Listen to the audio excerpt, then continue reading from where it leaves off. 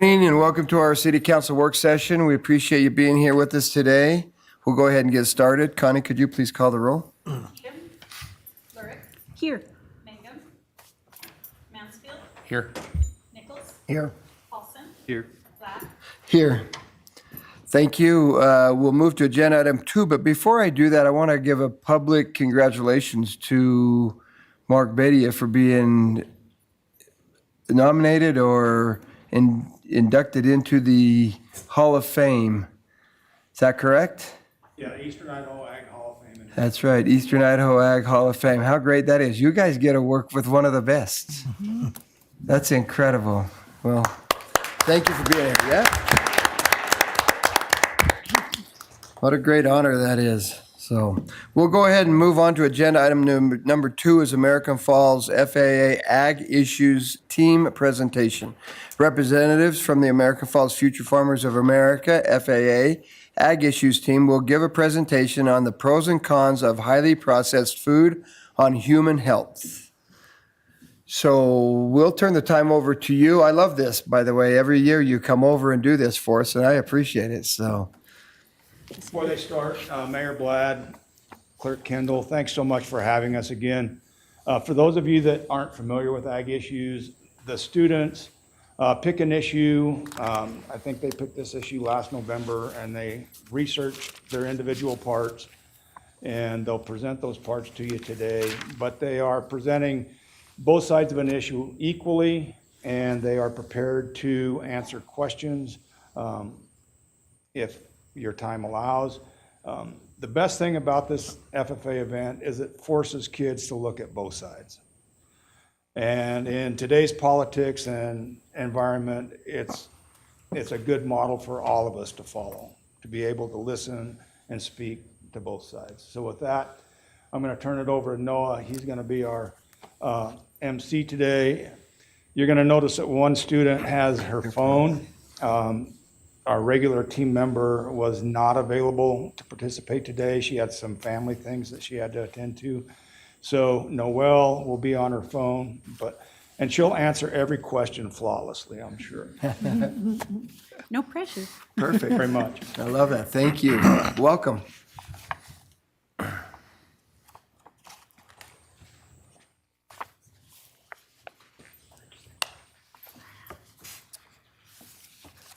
So I hate to ask, but can you move that way? Perfect. Thank you.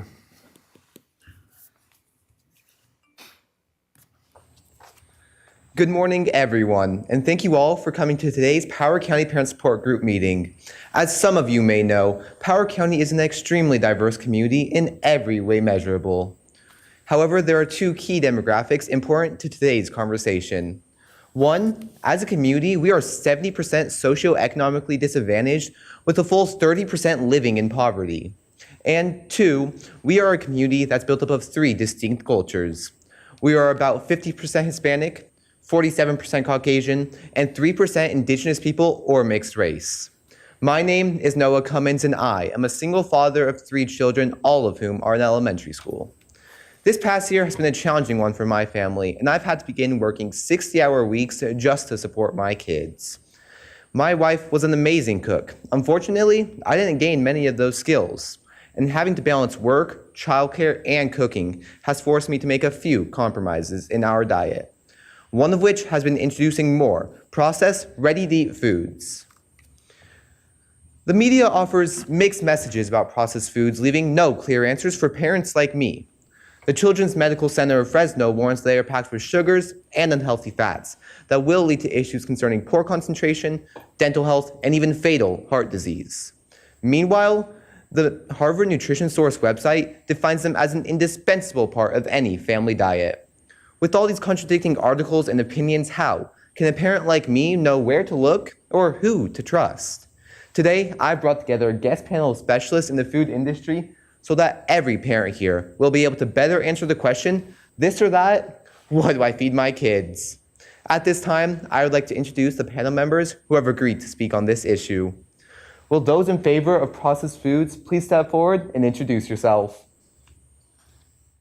Processed foods, according to the Centers for Disease Control, cover about 60% of the average American diet. Nutritional laws enacted by the Food and Drug Administration and nutrient fortification are ensuring the safety of the public.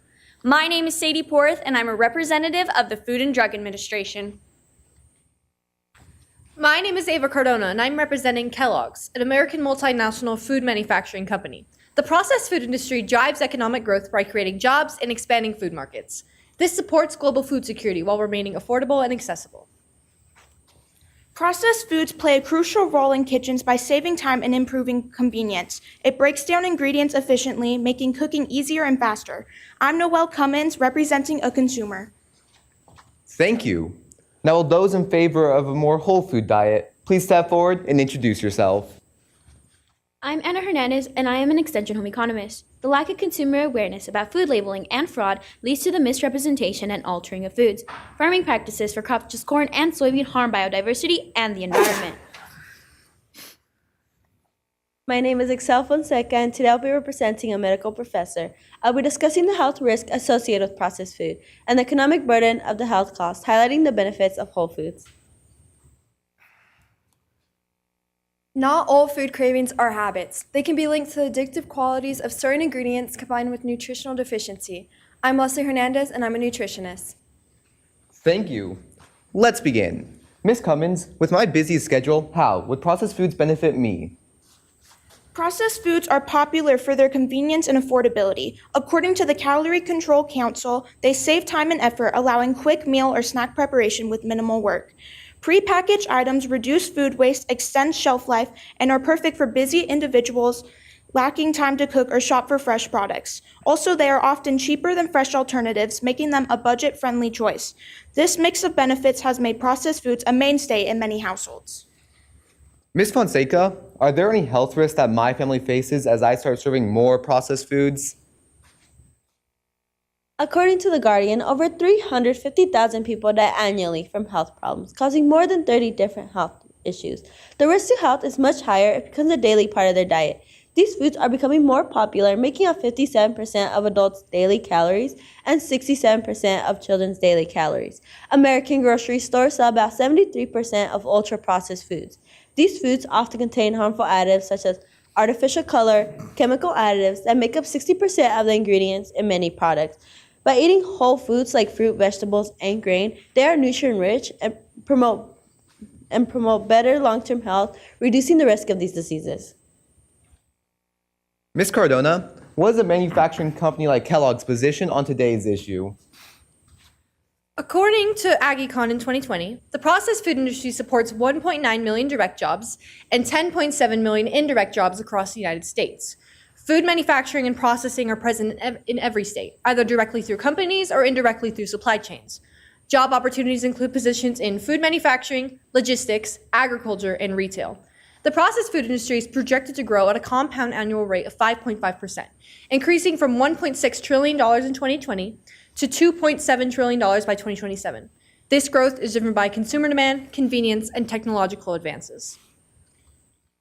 Why do my children insist so much on me purchasing processed foods?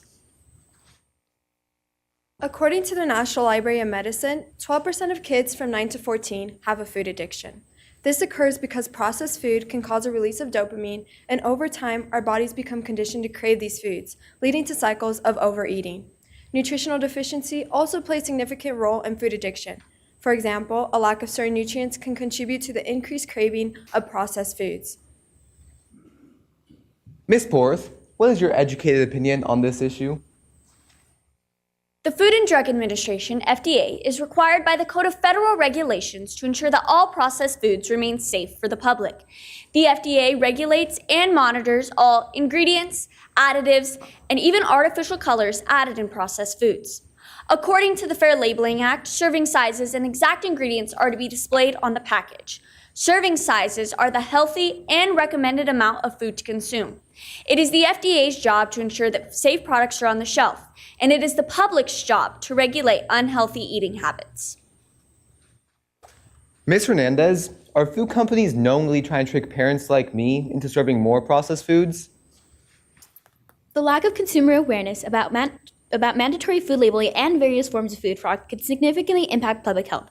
Food fraud, as defined by the National Institute of Health, the NIH, is defined as deliberately altering, misrepresenting, mislabeling, or substituting any food product along the supply chain.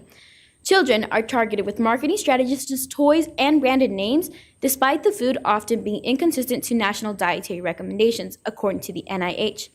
These foods are typically higher in sugar and fat, contributing to unhealthy eating habits and health challenges. Advocating for stricter regulations and transparencies in labeling argues that these measures can help consumers make more informed choices. Ms. Cardona, how does Kellogg's respond? By adopting new technologies and expanding global trade, the processed food industry boosts economic growth. Innovations in production make processed foods more affordable due to economies of scale, longer shelf life, and efficient production. In contrast, whole foods are more expensive due to higher pricing, sourcing, and transportation costs, according to a 2019 article from Food Logistics. The Organization of Economic Cooperation and Development and the Food and Agriculture Organization's 2024 to 2033 outlook states that trade in processed products is expected to grow along with production, opening new markets for food exports and stabilizing agricultural prices. This, in turn, supports consumers and rural economies. Ms. Hernandez, as a nutritionist, can you tell me why it can be so hard for some families to choose whole foods over processed ones? Addictive qualities of certain ingredients combined with underlying nutritional deficiency can create a powerful cycle of addiction. It's not about determination, it's about how our brains and bodies react to what we eat. Understanding this connection, individuals can break free from the cycle of addiction. By focusing on what our body needs, individuals are also able to improve their overall health. The health of the public is also considered with nutrient fortification. Nutrients are often preserved or added during processing. According to the National Library of Medicine, nutritional deficiencies can lead to vision loss, poor immunity, and even diabetes. Added nutrients in processed foods provide what unprocessed foods cannot.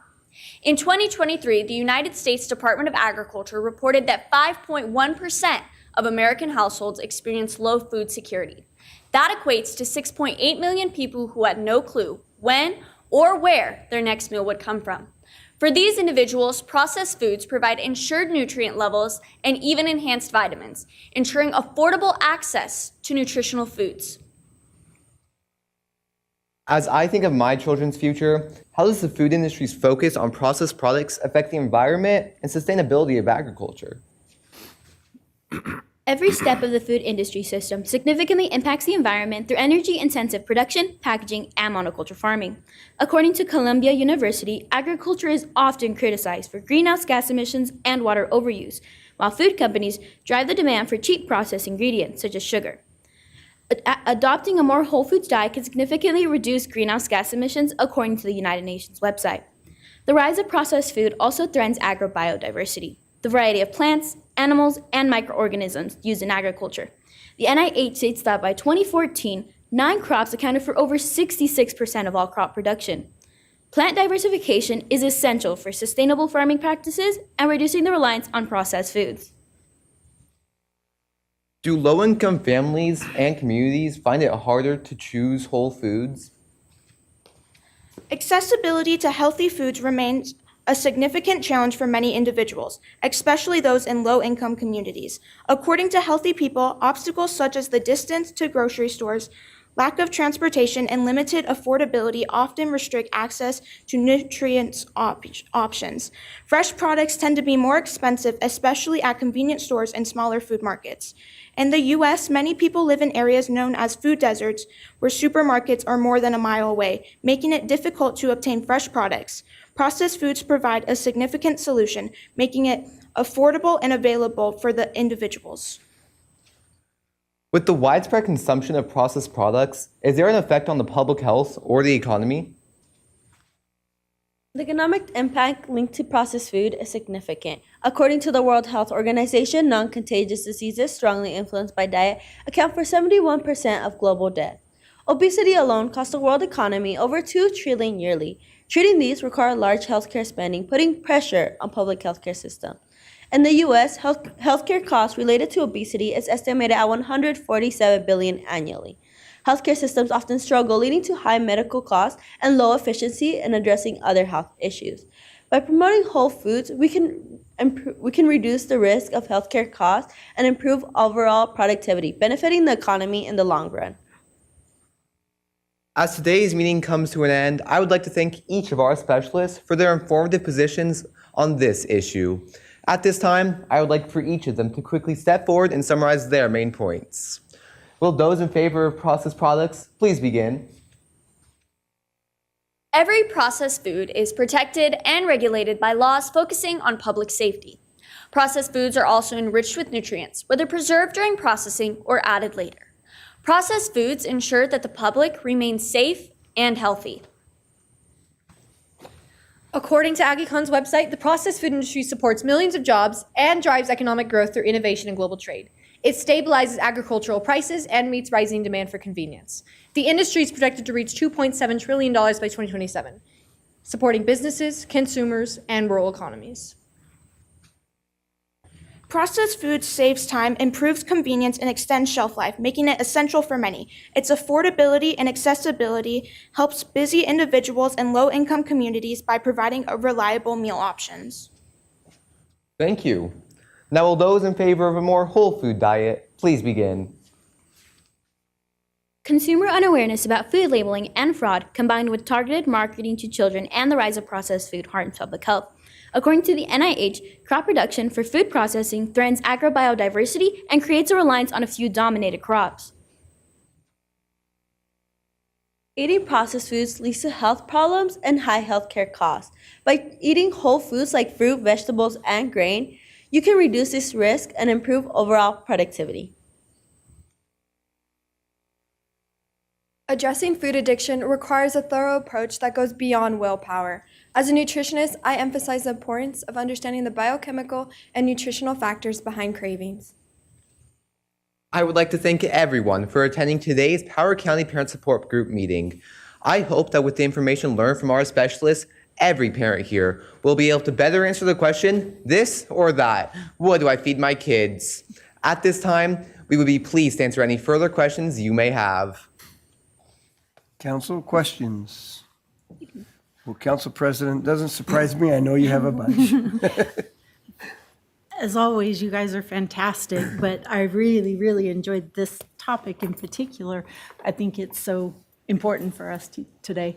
But I was struck, and I think it was you right there, second from the end, that said the statistic about disease caused by eating processed foods, that leads to 71% of the deaths around the world. Is that what you said? I mean, I was just struck by that statistic.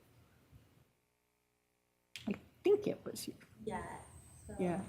non-contagious diseases. Yes. Yeah. So it comes from what people eat is the main cause of that? Yes. Okay. That's like stunning. I mean, it's just, I didn't know it was that bad. Yeah. Thank you. Councilmember Mansfield. Yeah, one for each side. First one, for those who are in favor of processed foods, food labeling is used as a response to the information and consumer awareness. I have a cooking spray in my house right now that says for 1 second spray, it's 0 calories for canola oil. Now, I know for a fact that I don't use only 1 second, and I know for a fact that it's not 0 calories. How does food labeling adapt to, or how can we make sure that food labeling properly educates people on what they're eating and the impact that it has?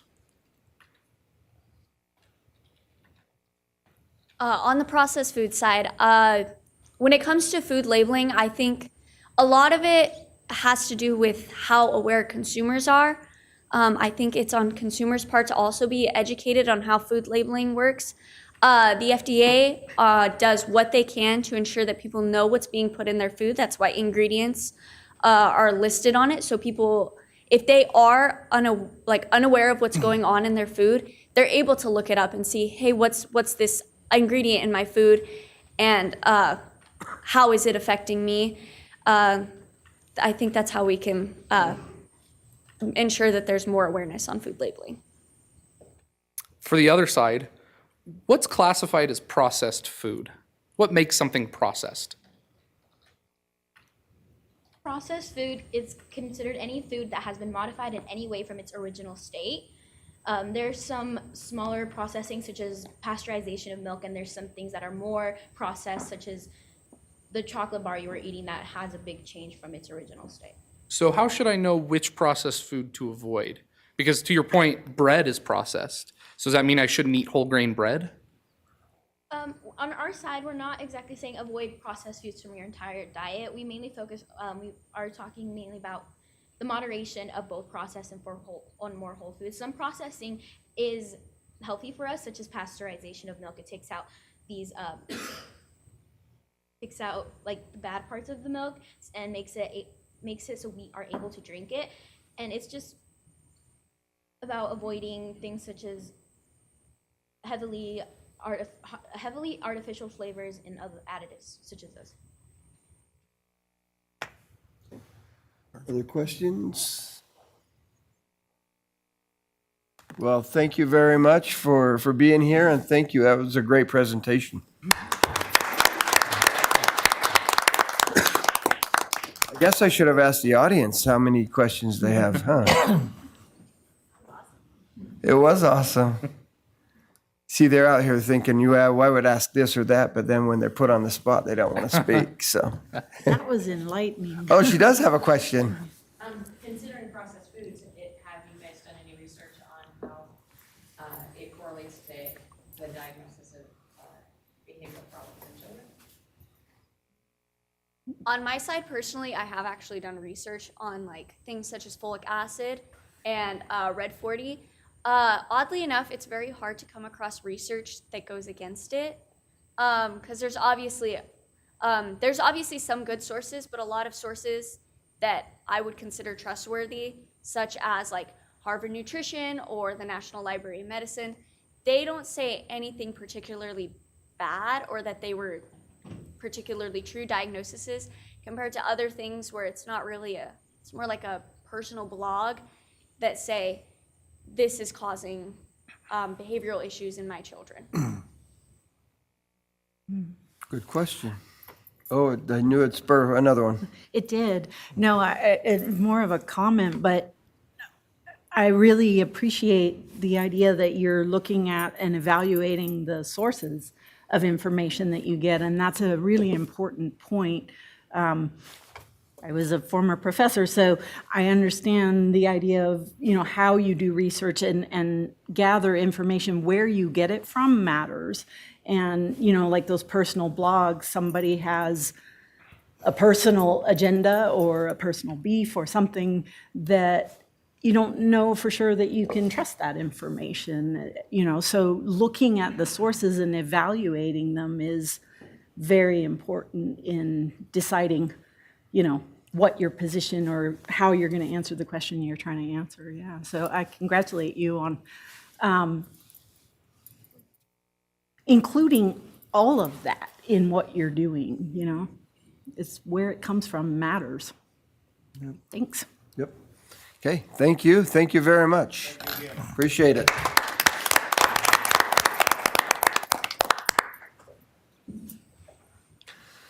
Okay, with that, we will move to agenda item number 3 is Animal Shelter Advisory Board update.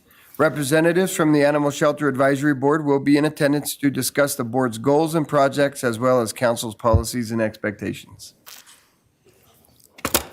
Morning, Mayor, Council. Good morning. Good morning. I'm Arlen Walker. I'm the current chair of the Animal Shelter Board. And I can tell you a little bit about what we've been up to since since code enforcement became part of the police department. That has altered a bit our focus. So now we can focus directly on issues that relate to the shelter, animal care, and that sort of thing. So with that in mind, we have gone to quarterly meetings. So we now meet in January, April, July, and October on I think it's the 4th Wednesday of those months. And this year we've been investigating the possibility of ordinances, spay-neuter ordinances, to perhaps reduce the number of stray population in the community. We've been investigating communities around the country that have tried them. And unfortunately, the most difficult thing about having a spay-neuter ordinance is the enforcement. It's done different ways. Some places it's reduced licensing fees. Some days it's reduced adoption fees. But that's sort of been our focus and research for the last little while. We also are encouraging not only our board, but the community to support the efforts of the Friends of the Animal Shelter as far as the clinics that come up. We're advertising about the rabies clinic coming up in May. And then the beauty of going to this current system is it has diminished the number of calls we get from the general public complaining about things over which we have no control. And with that, I'll turn it over to Chris Abbott, the director of the thing, to let you know what's been going on from his standpoint. Yeah, the advisory board has been talking a lot about, this, like he said, the spay and neuter ordinance. They've also been talking about fee increases for animals that aren't spayed or neutered, license increases. Right now, our license for unspayed and neutered animals is $25. Some shelters in the area are about $35 to $40. So we're kind of looking at doing some kind of fee increases in regards to that. This is not something the advisory board is, but Friends of the Pocatello Animal Shelter and I are Friends of the Pocatello, Friends of the Pocatello Animal Shelter and I are working on starting a spay and neuter voucher program. They've got $45,000 set aside for that program. So right now we're waiting for the vets to come back to see what is fair for all of them as far as fees, and then we can move forward with that program. That'll help reduce some of the unwanted litters we have here in the city. And hopefully we can continue that throughout the years with fundraising. I'm also trying to get the advisory board to work a little bit closer with the Friends of Pocatello Animal Shelter, kind of bring them together to get more fundraising together for the shelter so we can fund some of this spay and neuters vouchers. But capacity is always an issue there. For the last couple of years, we've been at 90% most of the time, sometimes over 100% capacity. This year is not looking any better. I've got 18 puppies right now, under 6 weeks in our care. We have a child care advisory board that needs puppies in their child care facilities, so. We'll talk after. But with all these things that we're working on, we're trying to get a plan together to minimize the unwanted litters in the city. Yeah, the main problem in every community around that I've talked to is the extreme high cost of spay neuter on an individual basis. And it's really, there are various programs around like the Bannock Humane Society and the Port Animal Welfare Society that do have low cost spay neuter vouchers available. But yeah, the other nonprofits do have vouchers. But adding more vouchers to the community would help greatly. Yeah, it would really help. The more resources, the better. Absolutely. Okay, council questions? Okay, I have a couple. What is the cost of to spay or neuter a dog or a cat or both? It depends on the veterinarian, and if it's male or female, anywhere from 150 to 300. Just depends on which vet you call. What? It just depends on which clinic you call. Another thing that's happened in communities around Idaho Falls, Pocatello, is a number of the veterinary clinics have gone corporate, where they are under the auspices of some out-of-state agency that does their billing and price setting, and that has really skyrocketed the price for, common things like the spay neuter surgeries. We are working on a voucher program for animals for the But community. we have a number of groups that already have that voucher program going. Is the expense of the vouchers for those groups continuing to increase as well, or? I'm not sure if they're increasing or not. I know Arlen's, yours are about 100. Let's see right now, in just a second, I can tell you. Some of them are about $100, $150, depending on what group. Yeah, And that's what the community would pay them for the voucher. yeah, I've got the price list right here. A cat spay is $100, a cat neuter is There you $75, go. a dog spay is $125, and a dog neuter is $100. And those went up this year by $25 each, which is still considerably less than the $200 to $300 that's charged if you just walk into a clinic and ask for it. Sure. And the vets we're working with are gonna give us a discount rate for these spay and neuters. All right. Councilmember Nichols. So what's the public demand for the vouchers like? I mean, are they pretty popular? Well, all I know is, well, Theirs, yes. I mean, we sell them every Saturday at Tractor Supply, so we average about 10 to 15 every Saturday, sometimes less. Okay, thank you. But for a lot of the people in the population, even $75 or $100 is something they either have to save up for or just can't afford. Yeah. Okay, one more. A follow-up on that. Yeah. So are there any requirements in order to qualify for a voucher, income requirements or anything, or can anybody just go No, we get make one? them available to everybody across the board. Perfect, thank you. Sounds good. Council President Lurick? And I just wanted to clarify, with the voucher, is that a discount or does it cover the whole, I mean, is it money towards it, partial? they paid like, say, a $75 voucher. Okay. And that will cover the whole spay and neuter. So So, if the spay and neuter was, say, $200, $225, depending on the veterinarian, they're only paying that $75. okay, so it's not the full cost, but that is what they charge if you have the voucher. So Yes. you get. Yeah, you buy the So it is voucher. fully covered is what Yes. I'm getting at. Okay. I didn't know if the Unless voucher was something just else, covering unless something else partial. comes up where it needs like say a spay abort or something like that, Yeah. it's gonna cost a little more, then it would end up coming out of the community's pocket. Okay, But on general spay and neuter, yeah, they just pay the 75 or whatever that voucher amount is, and that covers the cost of the spay and neuter. and the veterinarian has agreed Yep. to do it for that price. Okay, The good. clinic we work just sends us a bill once a month for all of the spays and neuters that came in, and we pay them just exactly what we collected. Okay, good, thanks. Councilmember Nichols? Yeah, for the people that are watching out there, where can people get a voucher? How do they go about doing it? Let's see, the ones from the Bannock Humane Society are available on Wednesday nights when their building is open generally, and I'm not quite sure how their program works. Ours are available every Saturday at Tractor Supply between the hours of 1 and 2. All right, perfect. Any other questions, council, before I ask? Okay, then I've got a couple others. Why so many animals? Why so many dogs and stuff? Are we having a lot of people turn them in? There's a number of things. We could say COVID. A lot of people during COVID got animals. That's one. The cost of animals is extremely high. Vet bills, food bills. I mean, I just went and purchased food for my dogs. It was $130. Medical and housing. A lot of the rentals aren't allowing dogs, especially. We've been seeing an increase in dogs more than we have cats. Our cat adoptions, no problem.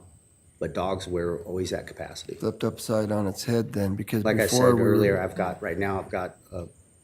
18 puppies in our care. And a lot of the animals that are turned into us for rehoming or readoption are related to rental requirements that either no longer allow the pets or limit the number. And some are behavior issues or training issues. Sure. I can't wait for COVID to die, I'll tell you that. Another thing is, a few years ago, we had a grant from Friends, or not Friends, from, Friends. Yeah. was it the best, what was that? Best Friends. Best Friends out of Arizona, I believe. Utah. Southern Utah, to spade or neuter feral cats.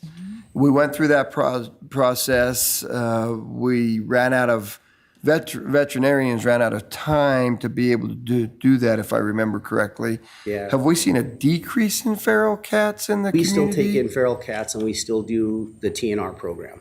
We Okay. don't actively trap. We don't have the manpower to go actively trapping. So if people do bring them into the shelter, we do do the TNR and we do release them. We do have a vet that'll do 10 to 15 a month. A lot of the vets don't really want to do the TNR. It's a lot on their business. It takes a lot of time. Yeah. But we have a vet right now that's willing to do at least 15 a month. So we fill them up every month. So do we think that there's a reduction? The intent, if I remember right, was to do the TNR program, and then theoretically we would see in the future a reduction. Now maybe it's too early in the future. I don't know if it's a reduction we're getting, or it's just that our cat adoptions are up because people can have cats in their homes, unlike dogs. I don't think has been a reduction, to be honest with you. Okay. All right. Mr. Mayor? Interesting, yes. I was just going to say, for the people that are listening, can we just explain what TNR? Trap, neutered, and release.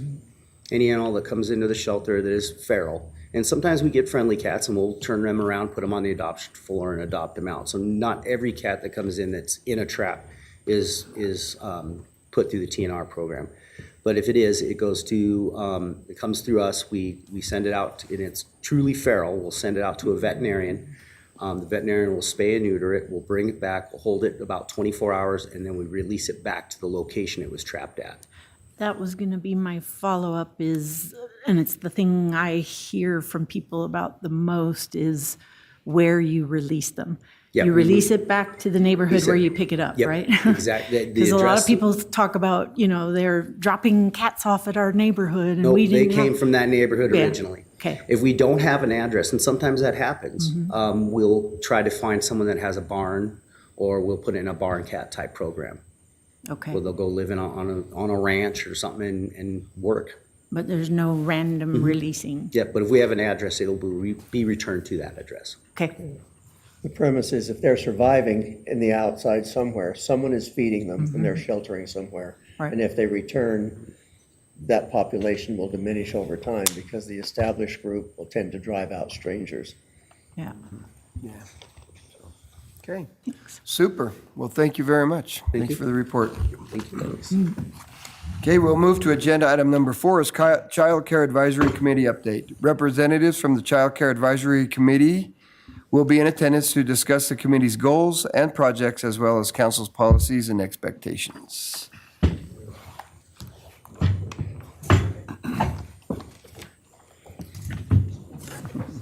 Good morning, Council. I'm Mallory Bascom, the Licensing Enforcement Officer with the Pocatello Police Department and Staff Liaison for the Child Care Advisory Committee. As you know, the purpose of this committee is to make recommendations regarding potential revisions to the City of Pocatello Child Care Code, review available trainings, recommend courses to satisfy training requirements, and provide committee members and providers with vital information and updates with the goal of improving the quality of child care in Pocatello.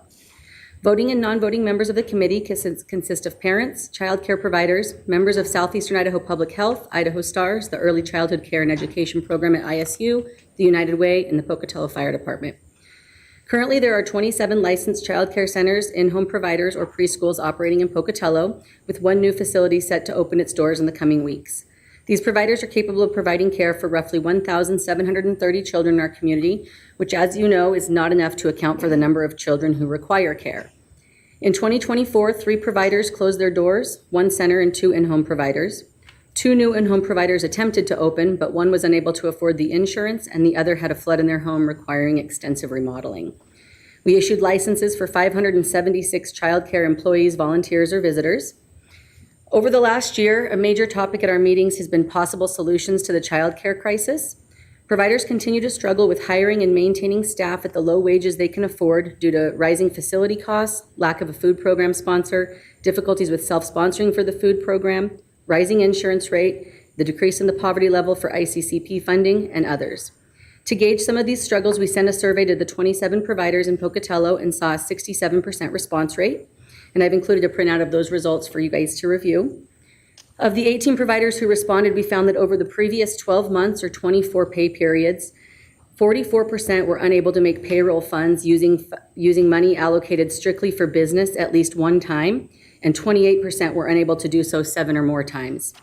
50% had to use personal funds to cover payroll or other child care expenses at least one time, and 33% had to do so 7 or more times. 72% were unable to pay themselves as the owner or operator at least 2 times, and 39% were unable to do so 7 or more times. 67% continued providing all meals and snacks for the children in their care, while 17% either did not serve meals or snacks at all, or the parents provided all of them. 63% offer free tuition for the children of their employees, while another 19% offered discounted tuition for them. In speaking with owners of both a medium-sized and large center, they both noted that free or reduced tuition is one of the only tools they have to combat the low wages they can afford for their employees. The medium center, which on average enrolls 35 to 42 children, typically had 6 to 8 spaces for employees' children. In 2024, that benefit cost the business approximately $43,000, and they expect to see the same in 2025.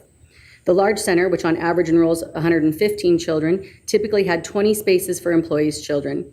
In 2024, that benefit cost the business approximately $143,000, and they expect about the same for 2025. We want to thank you all for your continued support in making decisions that positively affect the safety and well-being of the children in our community. At this time, I'll turn it over to Kristen Wurzel, who has some information from the United Way. Good morning, members of the City Council. My name is Kristen Wurzel, and I'm the owner of a local child care facility, Biggie and Smalls Learning Center, and I'm speaking on the behalf of the United Way of Southeastern Idaho. United Way of Southeastern Idaho has been actively engaged in supporting child care providers, families, and children to ensure better outcomes for all. Through partnerships and initiatives, we've made meaningful progress in key areas this past year. The United Way has supported child care and preschool centers by the following. They have partnered with 8 centers to identify and address needs in Bannock County. They have offered training and professional development. The United Way has facilitated data-driven improvements and site visits. They've created networking opportunities within the profession. Each year, they host an annual provider reception to celebrate the child care providers in our southeastern Idaho region. The United Way helps to engage families and the community together by partnering with community child cares and schools to provide ready for kindergarten trainings. They encourage family participation through on-site events and activities. Throughout the summer months, the United Way hosts a Read, Talk, Play events each month for the entire community to join. Last year, the United Way conducted the Idaho Needs Assessment by collaborating with the Idaho AEYC and Idaho State University. This collected and analyzed data from families in the region with children 0 to 5 in the home to identify key areas for improvement and provide statistics. I will now give you some of the findings that highlight urgent challenges and opportunities in early childhood care from the needs assessment. Child care enrollment for ages 0 to 5 has remained at only 30% since 2018. Affordability remains a major barrier, with 37% of families forced to quit or alter employment due to child care constraints. Parents prioritize curriculum quality while providers emphasize safe and healthy environments. The biggest challenge for child care owners is staffing shortages, followed by managing children's behavior and rising operational costs. 47% of children in care require special education services or have developmental delays, where over half of that number do not receive the hands-on, one-on-one time they need during the day, like attending Head Start or having an occupational therapist. Workforce well-being is a growing concern. Only 23% of providers report feeling energized at work, and half plan to leave their current position. 73% of owners in our area do not believe childcare is affordable, and they are not able to offer the quality families deserve. 87% of staff only speak one language, English, which many children in their care are multilingual or first-generation English speakers. And finally, 6% of families in our region do not plan to send their children to kindergarten. These challenges impact families, businesses, and our local economy. We urge the City Council to take action in the following ways. Increase investment in early childhood education to support provider sustainability and affordability. Expand workforce development efforts to address staffing shortages. Enhance family support initiatives to improve access and engagement. advocate for policy solutions that create a more equitable and sustainable childcare system. By working together, we can build a stronger foundation for early childhood care and education in southeastern Idaho. Thank you for your time and commitment to our community's future. Good morning, Council. My name is Leah Hollow. I am the owner of Whoville Daycare. I want to start by expressing my appreciation for the investments being made in Pocatello. New parks, infrastructure improvements, and even a new city logo show a commitment to making our community a better place. However, while we celebrate these advancements, I cannot help but feel disheartened by the ongoing neglect of one of the most critical issues in our city, the childcare crisis. As a childcare provider, I see firsthand the impact that a lack of support has on families, businesses, and the very future of Pocatello. My facility serves the children of nurses, police officers, construction workers, students, and countless other professionals who keep this city running. When they lose access to affordable childcare, they are forced to make impossible decisions, cutting work hours, leaving jobs, or facing financial hardship. The ICCP pause devastated many of the families I serve. Parents came to me in tears, unsure of how they would continue working or attending school. Our industry is burdened with overwhelming costs, rent, wages, food, supplies, insurance. These expenses are relentless, and yet we continue moving forward because we know the work we do is essential. However, many of us, including myself, have had to make significant personal sacrifices to keep our doors open.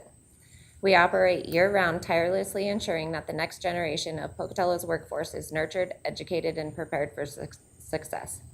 The harsh reality is that without childcare, everything else collapses. Other states have recognized this and taking meaningful steps to ensure the sustainability of their childcare sectors. Michigan's Tri-Share program splits childcare costs between employers, employees, and the state, helping parents stay in the workforce without being financially overburdened. Vermont recently passed Act 76, dedicating $125 million annually to childcare, raising educator wages, and expanding assistance programs to support working families. States like California and Maine have secured funding for childcare workers, stipends, and subsidies, making childcare more affordable for both providers and parents. These policies strengthen local economies by allowing more parents to work and ensuring that businesses retain employees. Idaho, and specifically Pocatello, is falling behind. We have watched other states step up, yet here, providers like me are left to bear the brunt of this crisis alone.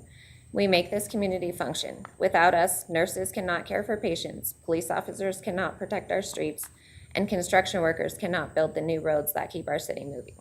What happens when we have been put on the back burner for too long? What happens when we give up? The consequences would be devastating, not just for us, but for Pocatello as a whole. At a recent event, the city's success in securing numerous grants for infrastructure improvements was highlighted.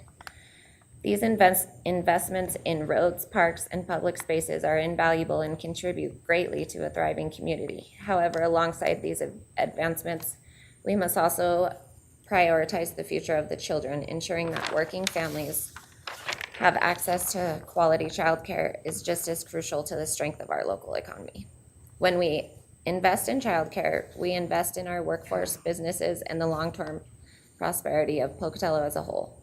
The city has found ways to fund these projects, yet providers like me are left to fend for ourselves. Why isn't the same energy being put into finding solutions for a crisis that affects every working family in Pocatello? As providers, we are committed to offering the highest quality care possible. That is why we actively participate in Idaho STARS, ensuring that we meet rigorous training, safety, and educational standards. We dedicate time and resources to continuous improvement so the children in our care receive the best possible start in life. Yet, despite our commitment, the burden of sustaining quality childcare falls entirely on us. I urge you and city leaders to recognize the urgency of this crisis. We need support, real, immediate, and meaningful support. The time for discussions and delays has passed. Without action, we are at risk of losing the very backbone of this city, the working families who rely on us and the childcare providers who make their careers possible. I ask that you stand with us to fight for the funding, policies, and solutions that will ensure Pocatello thrives, not just today, but for generations to come. And most importantly, I ask every time you meet with leaders, policymakers, and decision makers who have the power to influence change, you remember us. Remember the providers who dedicate their lives to caring for our community's children, the families who depend on us, and the economic stability that hinges on access to quality childcare. Okay, thank you. I know we've got a couple questions. Councilmember Mansfield? During the last two presentations, there were discussion on a couple of things. Number one, a large emphasis on state initiatives that are being done across the country and at the state level, and I value and understand the importance of that. But I really failed to hear, besides the idea of leveraging our influence and contacts with state leaders, for example, whenever we go to the Capitol, emphasizing the importance and the crisis of childcare. Great, happy to participate in that. But after that, I hear this idea that City of Pocatello specifically is falling behind, but didn't hear necessarily like tangible policies or policy solutions that municipalities are engaging in that you would like to see mirrored in Pocatello. Do you have specific policies that you see at the municipal level that you want Pocatello to engage in? I think I can speak to that a little bit. I know Mayor Blatt has been really involved with the United Way and reaching out to business leaders in our community to find out how we can get business leaders more involved in how we solve this crisis and investing in childcare, maybe through finding tax initiatives or stipends, funding in that regard. Recently, I've been looking into some of the city code changes that Boise has done, and they've really done a lot to try to strip away as much of the cost as possible associated with licensing and the background checks. And so that's been, I think, a huge help in that area. With House Bill 243 being read this afternoon, it's kind of leaves things at the city level up in the air, but I think really just educating people the best you can whenever you're speaking with people and keeping our providers in the forefront of your mind will be important. And that to me is something absolutely, and something that we do, and I know that we talk about with representatives and senators at the state level regularly because we understand the importance of it. My one recommendation would be if you have ideas of code changes or of initiatives that you want to pass from council, then I need to hear specific proposals of what those would look like. Because it's difficult for me to say, oh, well, or to even hear, Pocatello's falling behind, Pocatello's not investing, Pocatello's not giving the support. I haven't even gotten the chance to speak to a proposal yet or what that initiative would look like. And so I need detailed policy proposals of what we see at the municipal level, like code changes from Boise, that I think would be helpful for the council to engage with rather than broader discussions because, I don't want to, I understand we need the idea of like family support initiatives. Great, what does that mean? I don't know how to engage with that language particularly and what that means from me. And so that would be something that would be helpful as you continue to think about how we, especially on the child care committee that does amazing and important work, would be engaging in that.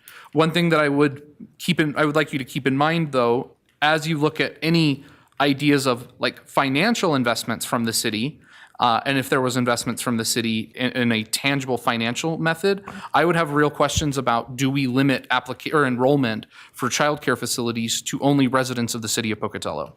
Because if there are children in care who are from City of Chubbuck, City of Blackfoot, Income, who commute to work here, then it's going to be much harder to even consider ideas of investing in money in terms of like putting dollars to it if I know that our taxpayers are subsidizing childcare for people who live elsewhere. And so that would be something that I would just encourage you to keep in mind. I'm always happy because I recognize and understand this crisis and happy to participate and want to be a part of the solution. I appreciate the idea of, please use our influence in order to make those changes. I think all of us on the council can adamantly say that we will, but as you continue to ask for further support, I would ask for specifics of what you'd like us to be doing about it. We have been reviewing the child care code as part of the committee, and we did have some recommended changes we've been wanting to make. Unfortunately, some of those have been tabled in light of the bill until we know what that's going to do. But we have been reviewing that, and we do have ideas if we continue to license at a city level. And to that one small side, Mallory, I know you've been doing work both on the child care licensing and other licensing ordinance. And I, for me personally, really appreciate the work to do that. That's really important to me. Absolutely. Councilmember Nichols and then Council President Lyric. So generally, how much does it cost, say, per day to put a child in daycare in Pocatello? I think one of these ladies can probably speak to that. I don't really charge per day. It's more of a monthly, which I give my parents the option to, I don't make them pay it by the 1st. I make them pay it by the 15th because everything else is due on the 1st. I'm just trying to get a handle on how much does it cost a week, a day, a month? A month for full-time, which is 160 hours, it's about $720. Okay. All right, thank you. And just to speak to the new center that's opening, I think it'll be different than some of the centers we have. There is a new one opening that's going to be offering drop-in care, which will be their main point of care, and they'll also be open on Saturdays and weekends.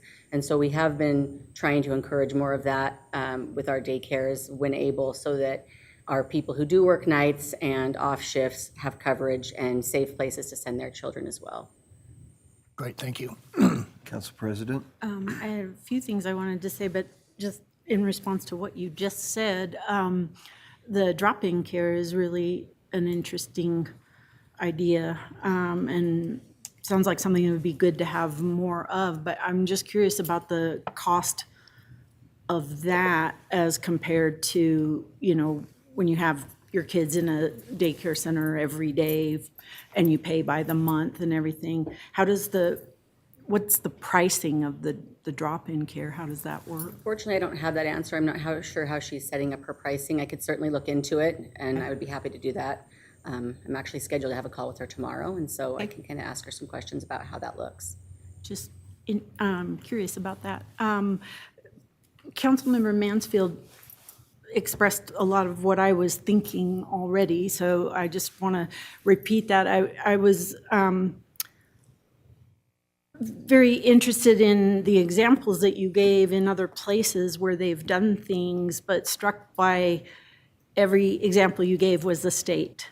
And it really is at the state level where they set the policies and everything. So in some ways, our hands are tied in terms of how much we can do. And we've just seen, you mentioned it, H243 really does not help us. I was very devastated about that hearing and to see that bill move forward. I know there's been an amendment to it, but it doesn't fix all of our problems. And one of the main issues with that bill and other bills coming out of our legislature that affect many different things, but there's one thing they have in common, and it's really about local control. And that's where we come in. And these bills that put into law, policies or standards or rules that take away local control.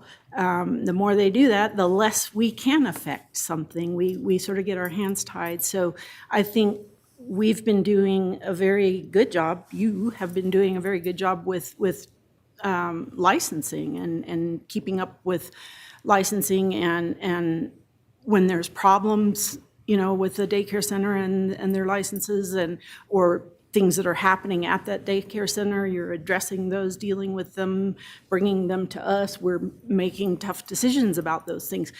All of that is under our purview and probably going to be taken away.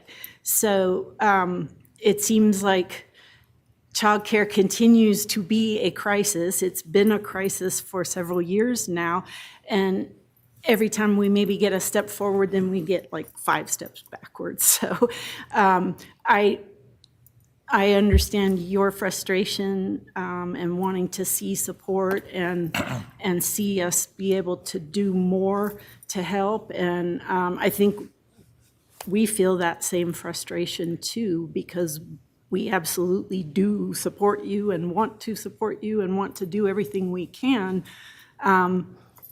within what we're allowed to do. So I would echo what Councilmember Mansfield said, and if there are specific ideas that and Mallory, you would be probably the person to kind of know what we can do at the city level in terms of ordinances and things, or change current ordinances that make it easier for you to operate in some way, or any specific proposals like that that show us ways to help you and support you more.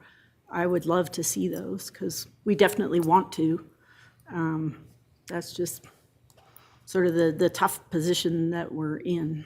Yeah, and unfortunately, it's been really hard to find other city examples, and so we kind of felt like we're paving the way a little bit. Idaho is one of only 4 states in the United States that even does licensing at a city level, and in Idaho, only 9 cities have chosen to do that. And so a lot of our discussions have been surrounding, well, this is kind of on our backs, and how do we fix this? And we've discussed, insurance co-ops, trying to find people that will write plans that will support these daycare providers and make them more affordable, trying to find health insurance carriers that will come together to support like large groups of these providers. And so those are some of the discussions we've had.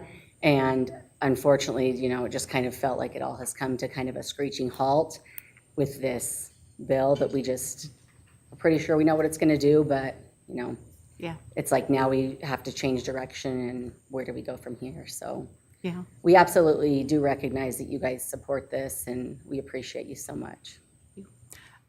One quick follow-up. Okay. Just you made me think of one thing. We've talked in previous years, I think we talked last year quite a bit about looking for or encouraging companies here in Pocatello. And I guess this would probably mostly be larger companies, but having them provide like in-house daycare for their workers and their employees. Have we seen any progress in that area, or is that just In our meetings not with the working? mayor and the United Way, we've had some companies who have discussed it. I know that Portland have thought about it for a while. I know that at one point the police department was talking about it, because we have all of these people who do shift work that don't have a place to send their kids at night. I think a major setback for parents is, do you want your child sleeping away from home at night? Are you comfortable with them being in a building, sleeping on a cot, and then you're going and picking them up at 3 a.m? And so that's something that would really have to be tackled as well, is what does that look like logistically?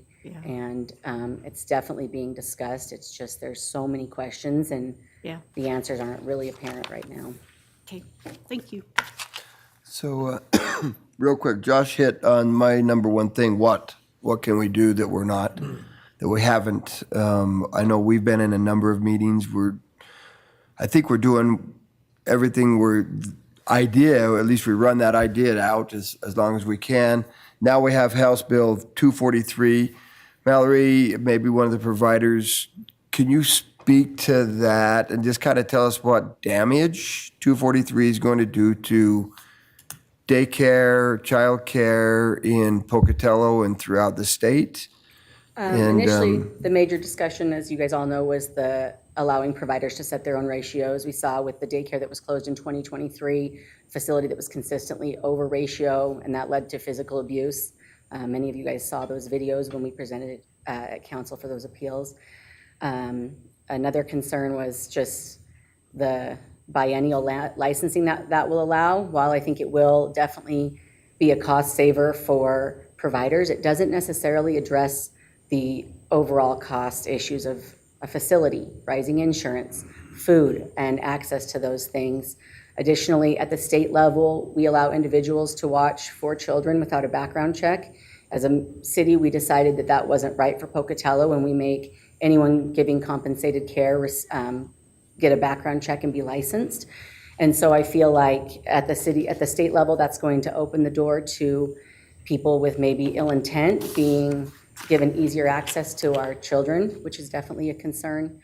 I know that they did make some revisions to the bill. I have not seen what those are yet, but they do keep They ratios. added the ratios that back in. I didn't see if they left them at the state level, at the current state level. They're gonna Add one more. one more?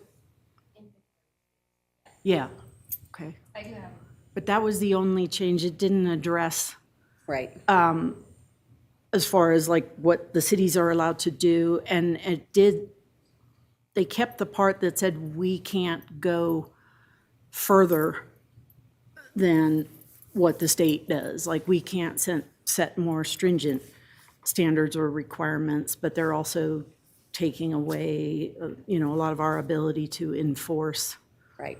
things and taking that to health and welfare, I guess. But And that's a concern, obviously, because, we decided as a city that inspections annually was important, having more regular contact with our providers, giving them kind of a direct line of information.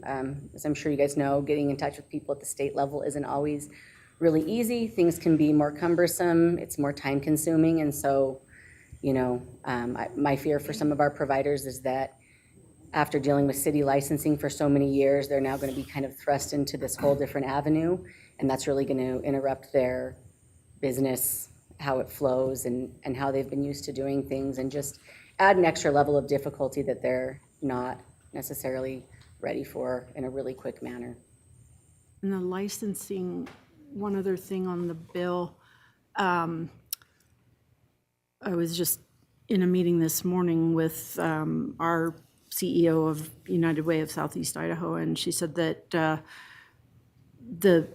requirement of displaying the license at the daycare center, now that's required. You have to be able to see it, that is taken away by Bill 243. There's no requirement to put the license up. And my understanding of the bill and how it evolved into the form that it was presented in originally, and they've only made the one little change on the ratios, but there were, and maybe one in particular, but I think there was more than one, daycare centers that had problems and had not passed inspections.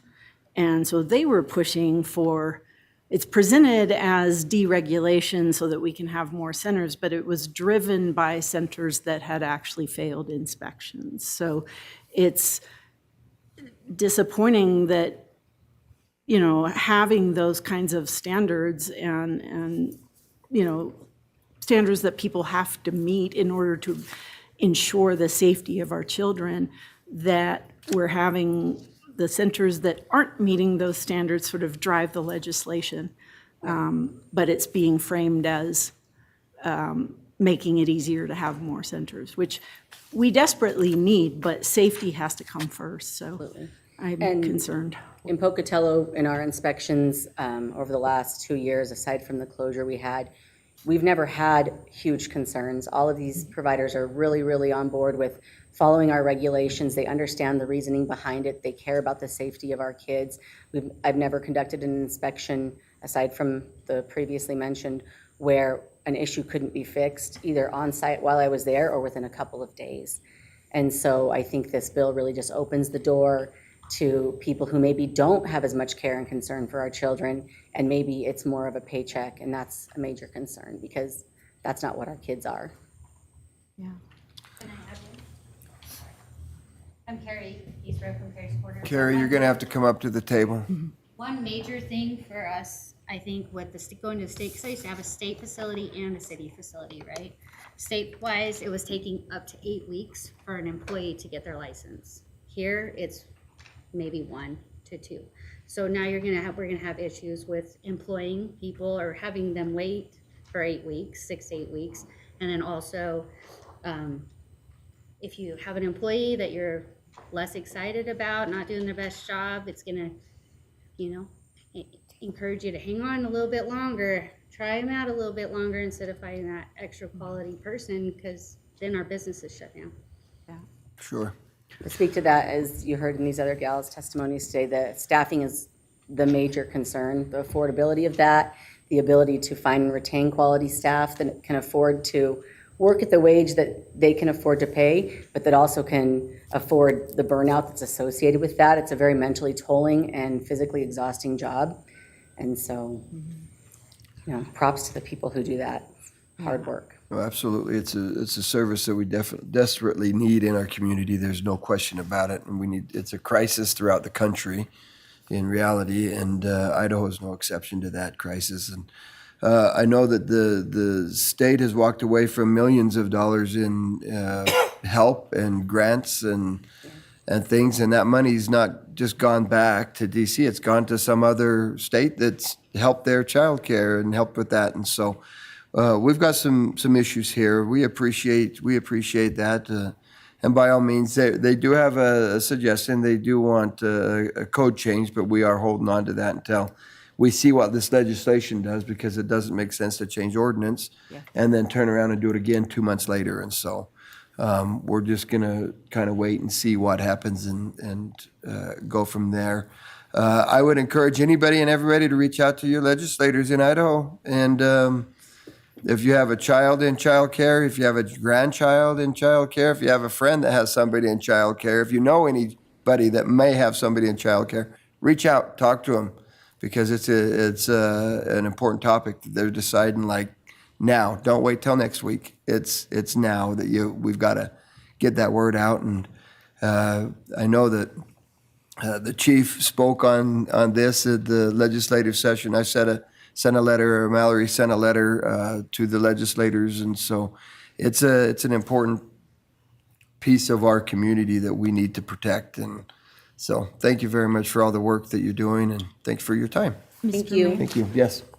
Also, our CEO of the chamber testified as well, because, daycare centers are businesses, and it affects our whole economy, and, in so many ways. So we had excellent testimony from Chief Shy and from Matt Hunter from the chamber. And I think, speaking of the chamber, we also have a chamber legislative council. That's where I work through to support these bills, and we're working closely with our legislators. So, doing everything we can to encourage them at a legislative level to do what's best for us. But we'll keep on working on it. Thank you. Thank you. Okay, we'll move to agenda item number 5 is Flowcast Software Demonstration, Finance Department. We are going to take a break for a few minutes while you get set up, and then we'll be right back. Perfect.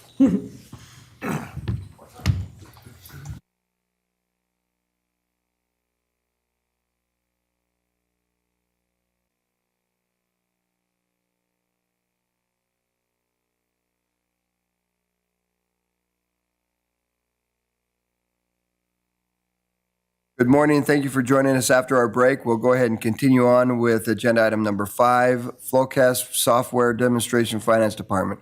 Finance Department staff and representatives from Flowcast will be in attendance to give a demonstration on financial software that integrates the current financial software to provide automated reconciliation closing tools and workflows to enhance efficiency and accuracy. And is it Flowcast? That's right. Yep. Okay. Morning, Mayor. Good morning, Council. I'm Theron Hill with the Finance Department, and I'd like to introduce the Flowcast team here. We've got Alec and Albert. They flew up from Los Angeles and Las Vegas to be with us here today. So, Well, welcome to the snow. welcome to Pocatello. Thanks for having us. And our Yeah, beautiful great to weather. be here. Yeah. And then we also got Eugene, our CFO. So what we're going to do here is I'm going to do a quick introduction presentation to provide the background information for why we initially sought them out in the first place.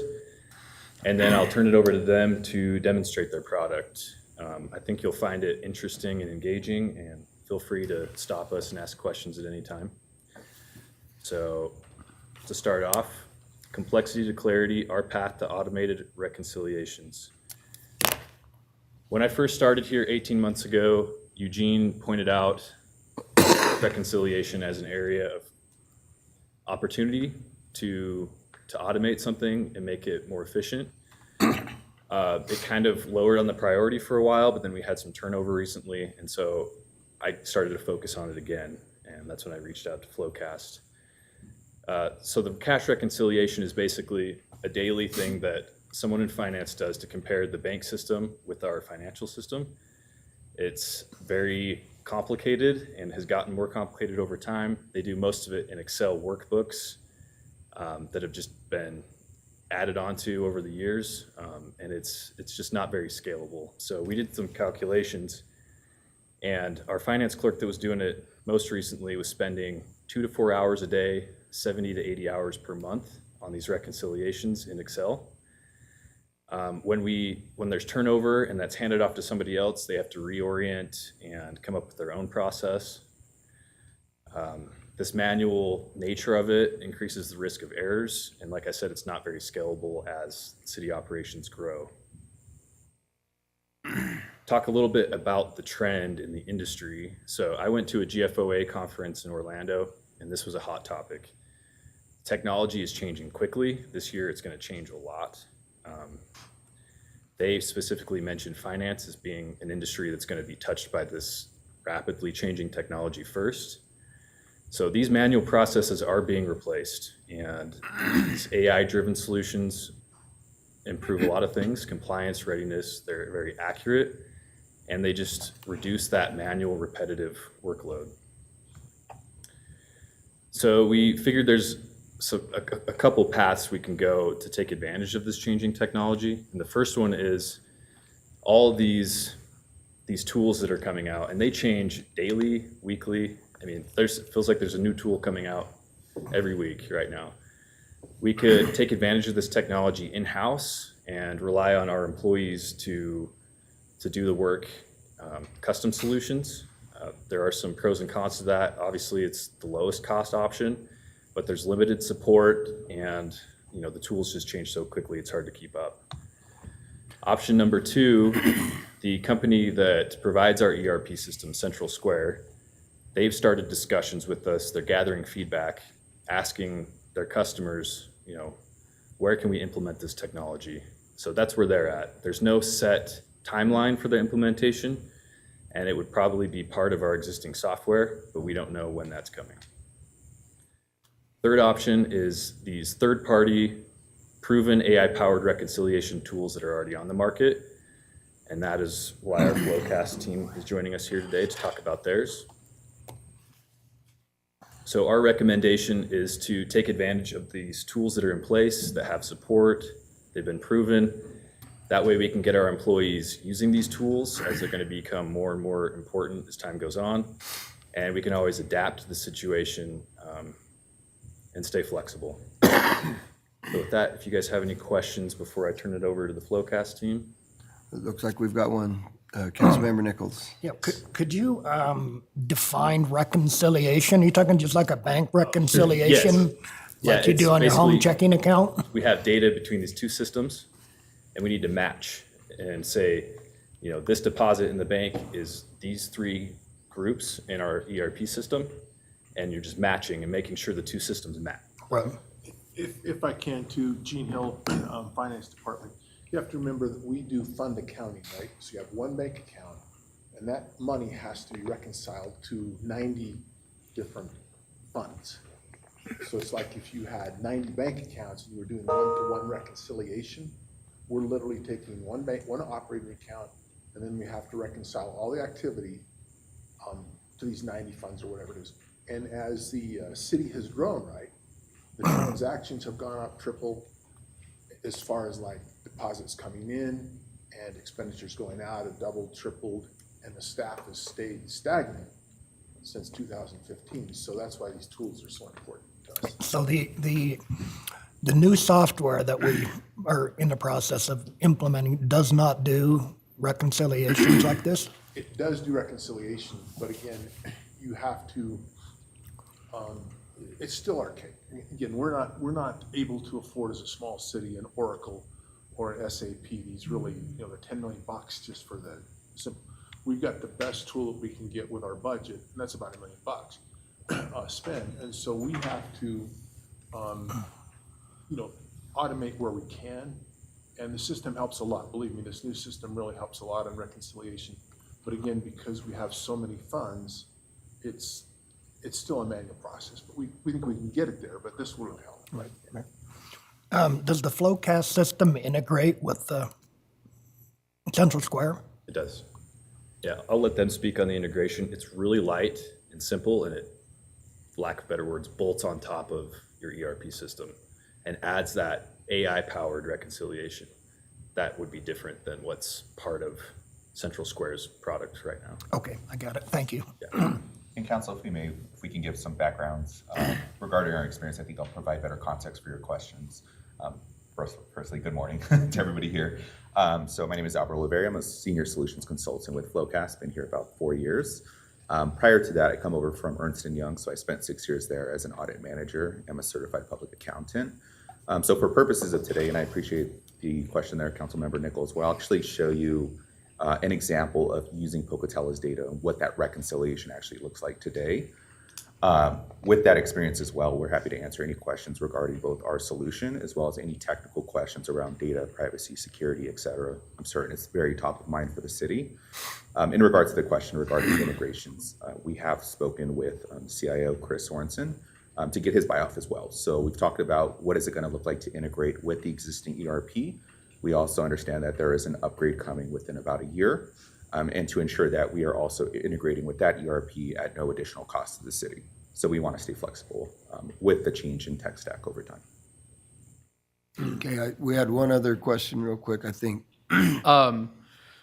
You describe our archaic system and method of using Excel workbooks that we currently use in the status quo. On your previous slide, you talked about the flexibility of if our needs change on a year-to-year basis, then we have that opportunity.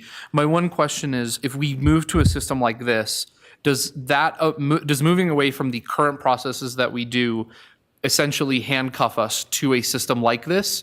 Because, for example, if we quit updating or quit using the Excel workbooks or the process that we currently use, does that mean it's impossible to go back because now we're missing a year's worth of efforts?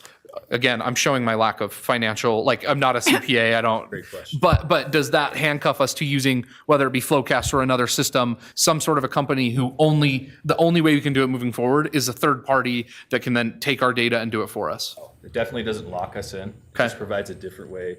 We would upload, the way it integrates is you would upload your Excel into their system and then it reconciles in there. So it actually just adds an additional step to give you that AI-powered reconciliation on top of what you're already doing. So if for some reason you were like, man, these guys are the worst to work with, no actual knowledge, but we could go right back to exactly what we were doing in 2026 if we wanted to. Absolutely. Okay. Well, and then the other question I had, do you want me to ask about contract details now or later? Let's wait till. Is that part of the presentation for later? Well, let's wait till later. Let's hear them and then we'll ask the contract. Good with me. Anything about that. Okay. I just want to introduce myself briefly as well. My name is Alec Perzo. I'm an account executive here at Flowcast. I've been with the company for over 1.5 years now, but I've been in the financial technology space for going on 4 years. So worked at similar companies, kind of focusing here on Flowcast as the new kind of leader in this space and where we're going with AI technology and automation and really kind of making the mark on accounting processes in the future. So happy to meet you all as well. Let me plug in here really quickly. Bear with us.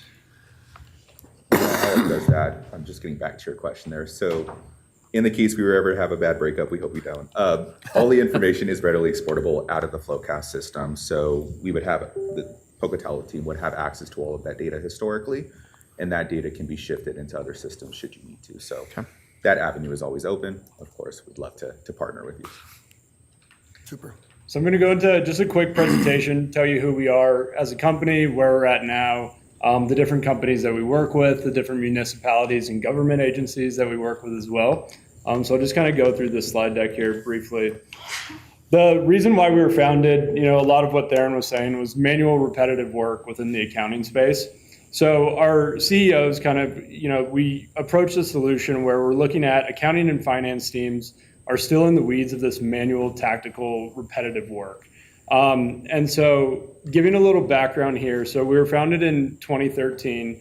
Our CEOs were former auditors from KPMG, and they were, doing the audits on big companies and things of that nature and saw areas where, this is just still so manual. So how can we create, accounting workflow automation that's purpose-built for accountants and by accountants? So we do take that as a big value prop here at Flowcast, where 80% of our frontline Flowcasters are accountants, like Albert himself, CPAs in the field as well. So when you think about it like that, accountants are creating a platform for accountants. So there's other IT solutions in the space, things of that nature, but we really focus on the user flow of the accounting process being in Theron's seat, being in Gene's seat, JJ, Bonnie, and the team at Pocatello as well. So now we have around 3,100 plus customers globally. We operate in North America, Europe, and Australia, and continuing to open offices all around the world as well.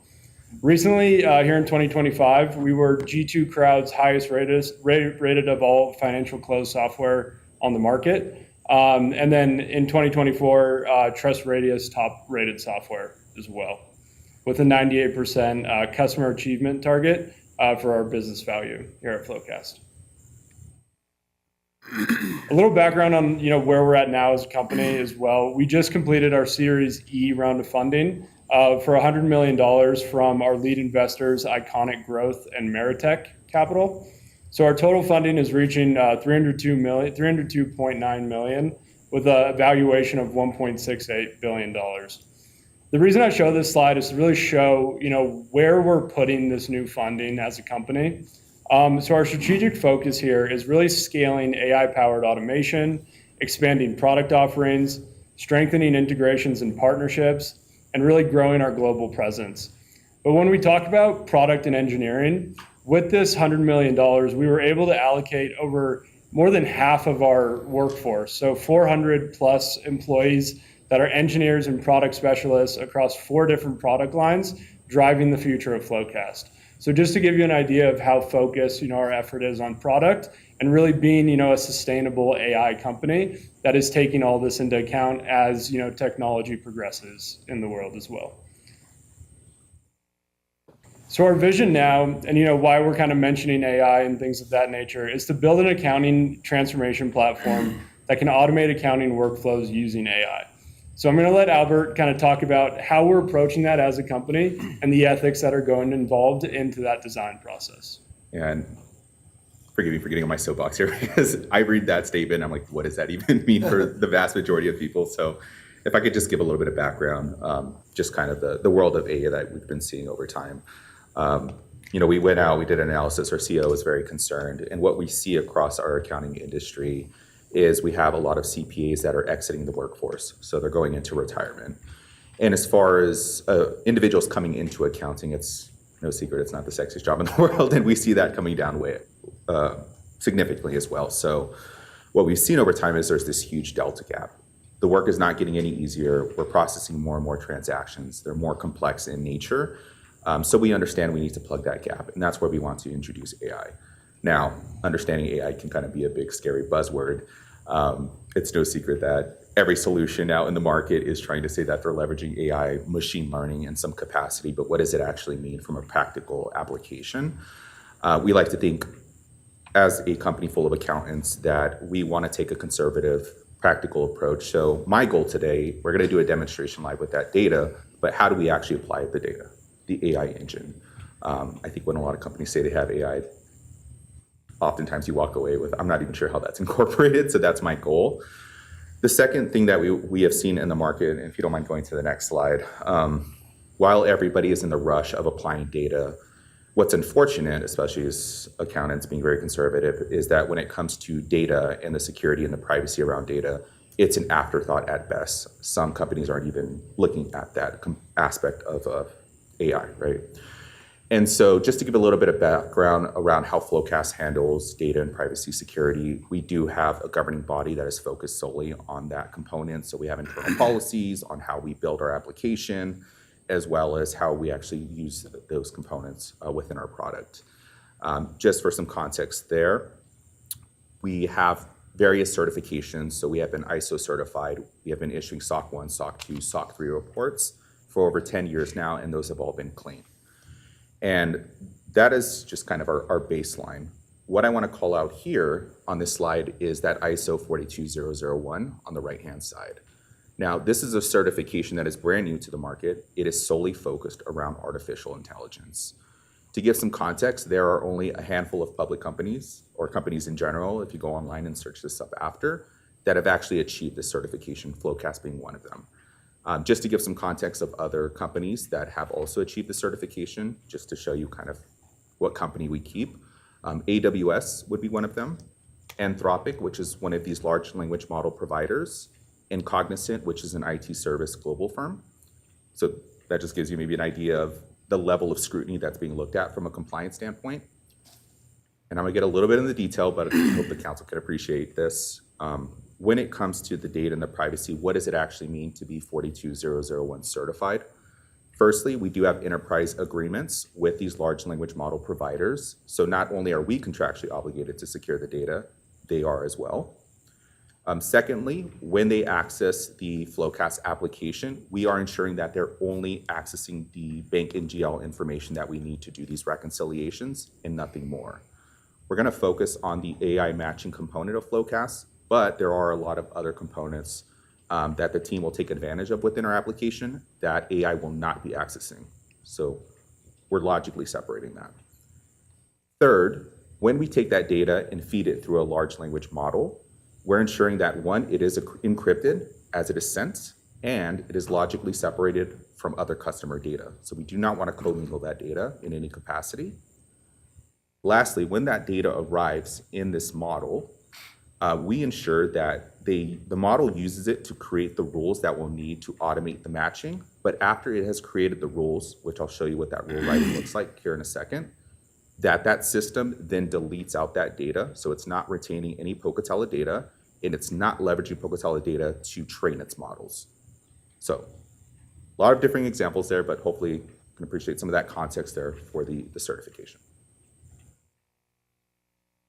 Then I just wanted to. Sorry. Oh, go ahead. Were there any questions on that component? Because I know that's incredibly detailed, but I want to make sure we feel comfortable around the data and security there. Oh, looks good. All right. Okay. And now kind of giving you just a snapshot of the global companies that use and trust Flowcast as well with their financial data here. So just kind of wanted to show this screen.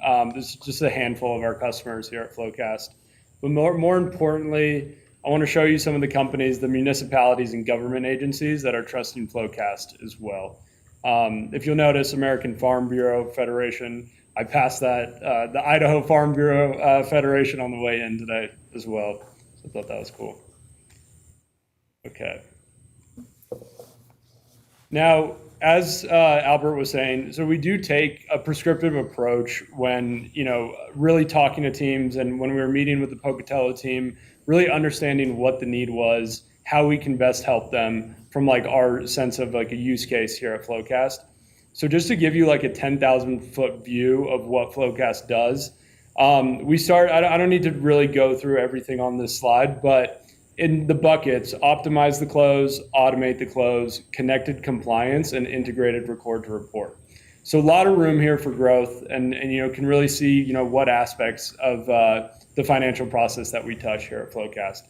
For sake of our demonstration here, and what Albert's going to jump into shortly, is our AI transaction matching piece, which is those automated account reconciliations that Theron was mentioning earlier. But just to show the highlighted buckets in red, that will be what the team at Pocatello will be using Flowcast for.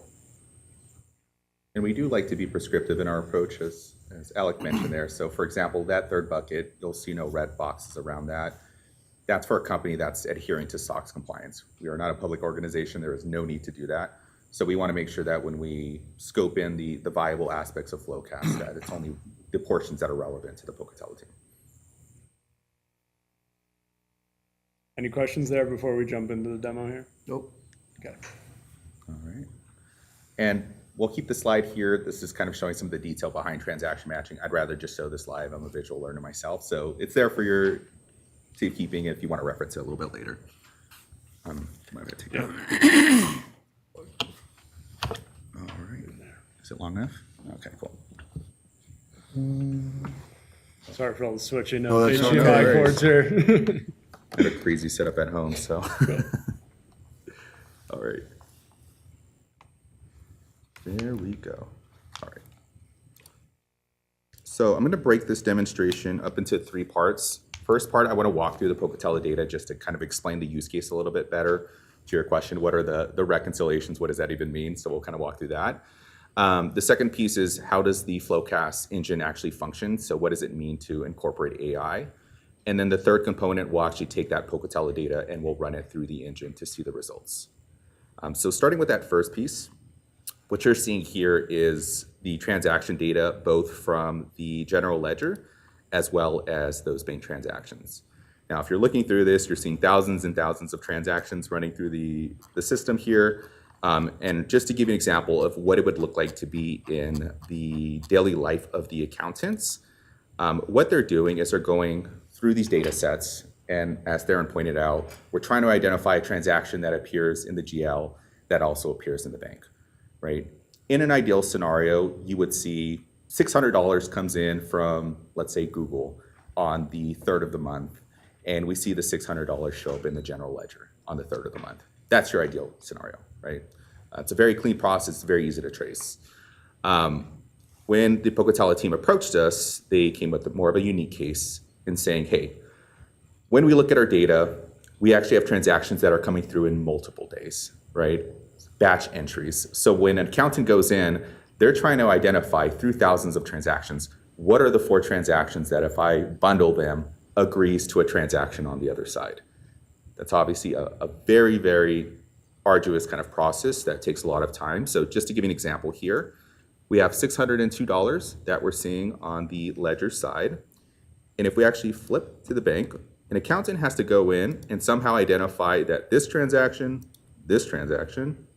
and this transaction also total $602.80, right? So if you imagine doing that hundreds and thousands of times till we've cleared out the data, it just takes way too much, right? It's way too much time spent by the accountant. We could automate that process. We can have them focus on more value-added activities like analysis. And so to give you a sense of how Flowcast is actually going to automate that process, I want to walk through an example that's not Pocatello data, but I think it paints a pretty good picture of how the engine actually functions. If we look along the left-hand side, we are seeing the general ledger activity, and on the right-hand side, bank detail. And so what our system will do here, if an accountant is using this, they'll go through and they'll actually identify transactions for the engine. So we're seeing a transaction here. We're going to go ahead and search that up. We're locating a bunch of transactions that total $1.5 million there. And let's say on the other side, we do locate that single transaction that it should be matched against. Now, what you're going to see here is rather than make that match manually, we're actually going to send that data to our AI engine. So what that AI engine is going to do is it's going to look for patterns. It's going to say, okay, I'm identifying that those transactions are maybe happening within 3 days. That when I total those transactions, they agree out to one another. And so that AI engine is actually going to create a rule that lives in perpetuity. And I'm showing an example of that rule here, where it suggested a rule for the accountant. The accountant can go in and then modify that rule based on their understanding of the data set. Did we ask the question earlier, if we were to go to another solution, how did they approach this? Let's take SAP and Oracle, for example, very large enterprise solutions. Their approach has existed for many years now before the advent of AI. And the way they approach these rules is they'll actually require the teams to bring in IT engineers, consultants to actually review that data and construct the rules themselves. Now, best case scenario, they get that data set up and they get it automated. But what happens if Pocatello continues to scale? If the data itself begins to change, the references, et cetera? That requires the team to reach out to IT engineers, consultants, get them back in the office, pay them a boatload more of money to set that up again. Our philosophy, we want to circumvent all of that. We want the accountants to be able to leverage AI to create those rules themselves. So it protects the city of Pocatello against that change and scale of data. It's quite a bit there. I know it's not the sexiest topic at 9 a.m. in the morning accounting, but I'm going to go and I'm going to show how we actually run that through the system, but I'll pause here for just any questions. I know that was a mouthful there. So is this, and I don't mean this rudely, but like basically a glorified Excel formula? Because my concern is, will this hallucinate city financial data? Hallucinate, okay. Great question. Really, we were just talking about this morning. So for those that are unfamiliar, hallucinate, our CEO calls it the greatest marketing ploy that these companies ever came up with. Hallucinate just means that the engine totally imagined it. Essentially, it was wrong. And in the world of accounting, you cannot be wrong. We need it to be accurate. We need to allocate those funds appropriately. And to your question, yes, it's a powerful engine to help reconcile this data, right? This is going to get a little bit detailed, but I hope you can appreciate this. So with other AI engines that are simply bolting on AI, when companies send transactions through their AI engine, it sees those transactions as if it's seeing it for the very first time, right? So even though I push the same type of transaction in January, in February, in March, it treats those transactions potentially differently.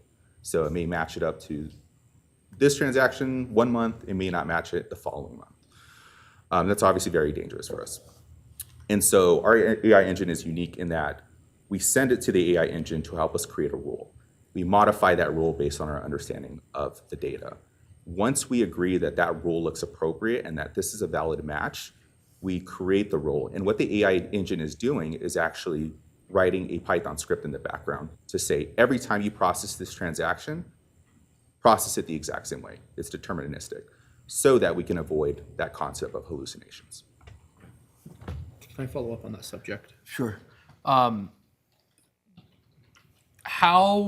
So you discuss, I guess how repeatable, I guess, are those transactions, or how repetitious, I guess, on the back end in terms of, do those transactions always follow the same rule? If they, let's say we establish this rule, we think that the certain type of transactions come through in 3 days, but then we find that if it is related to some other factor, then it pivots and now it's 5 days, it's outside of the rule, we miss data. How do we catch those mistakes when the exceptions to the rule pop up? Exactly, great question. So what the engine will do once you set up the rules is it's going to make as many matches as possible, right? So let's say you're automating 80% of the matches, and then for whatever reason, the data changes, right? Maybe it used to happen within 3 days and now it happens in 10 days, those transactions. That match rate will fall. So it'll be noticeable to the accounting team, it will be unmatched. And so what the accounting team can then do is analyze that data and say, actually, you know what, we need to update this rule. So these rules are not set in stone. We can actually go back into the rule, edit the rule for that new change in time. And then when we hit save, it rescripts that code and solidifies it. Okay, Council President Lyric. I was going to ask a similar question, just kind of about the success rate, basically, and how many errors do you have? Does it work every time? And then what happens when you have data that changes all the time? I would imagine we're going to have a lot of data changes just because what we do over time is always changing. I mean, we finish a project and then that's done, and then we start a new one, or not that happens in succession, but there's always overlapping. But we're finished with something and we're starting new things all the time. So I would imagine we have constantly changing data. And does that, like the way that you have to deal with the data changes, how efficient is that? Like if we're constantly changing, does that cause us sort of inefficiencies in having to update rules all the time? Yeah, great question. So when we write these rules, or Pocatello team writes the rules, it's constructed around that particular data set, right? Naturally, we expect data to change over time, which is kind of why I described there the ability to edit those rules. Mm-hmm. What's funny is we're actually working with the Pocatello team to, with the upgrade in the ERP, actually identify better reports, better reference fields to point the engine to, which is actually only going to improve the match rate over time. Because in our accounting, for lack of better words, it's garbage in, garbage out, right? If you have data that doesn't have great references, et cetera, you're not going to get a good results. But to your question, the idea of errors, right? If it makes a false match. It's very important for us, and this is kind of our philosophy around AI, is we don't want to promise that AI is going to do all of your work. Our philosophy is that preparers should shift their work into reviewers, meaning that the AI can go ahead and match up all of those transactions for you, but it's very important that we still have a reviewer come over the top, do a handful of selections, random spot checks to make sure that those are accurate matches over time. So again, it's just a shift in work where maybe it took us 8 hours before to match up the data. Now we're doing 1 to 2 hours of review work. That frees up time for other activities. Okay, Councilmember Nichols? So is this system, is it like always on and accessible, or is it something that you just sit down, a couple hours a day and run it? Yeah. So the system is always readily accessible by any team member on the accounting team. Given what Darren said, we spend half our day potentially on bank reconciliations historically. What we're going to show is something that may have taken 3 hours to reconcile is going to come down to about 2 to 3 minutes. And so the idea is we used to spend 4 hours every single day to reconcile it. Maybe now we're just coming into it weekly to review transactions to make sure that it's accurate in its matches. So we actually see the accountants spend much less time on just bank reconciliations. Maybe now they're reviewing a balance sheet, a P&L, doing more kind of higher level review work. Okay. Councilmember Mansfield. What do you imagine a match rate for an account like us would be at 90-day mark? And then what would be like the high water mark that you would expect us to get to through enough learning and data from our accounts to develop, the idealized software? Yeah. So just to give some context, when the Pocatello team approached us and they said, hey, just given our data there that you just seen, we're really focused on kind of date and amount, and the reference fields, they certainly could be improved, right? With the update of the ERP, we're hoping to see those references improved as well.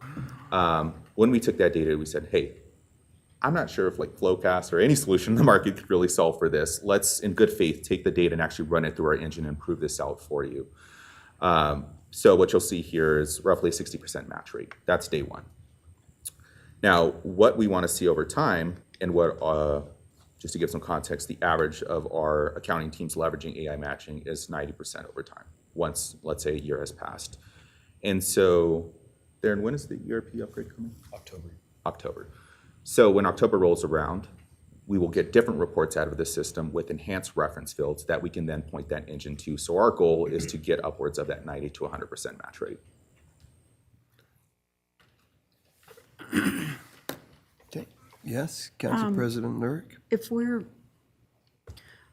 looking for 90 or 90 to 100, but maybe we're not getting 100, what does that mean in terms of that anywhere up to 10% that isn't matching? What do we do with that?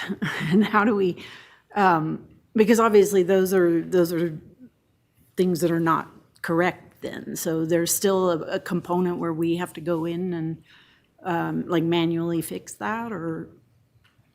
Okay. So for context, let's say the system were to automate 90% of the matches. We've cut down the time that it spends by 90%. So that's clear.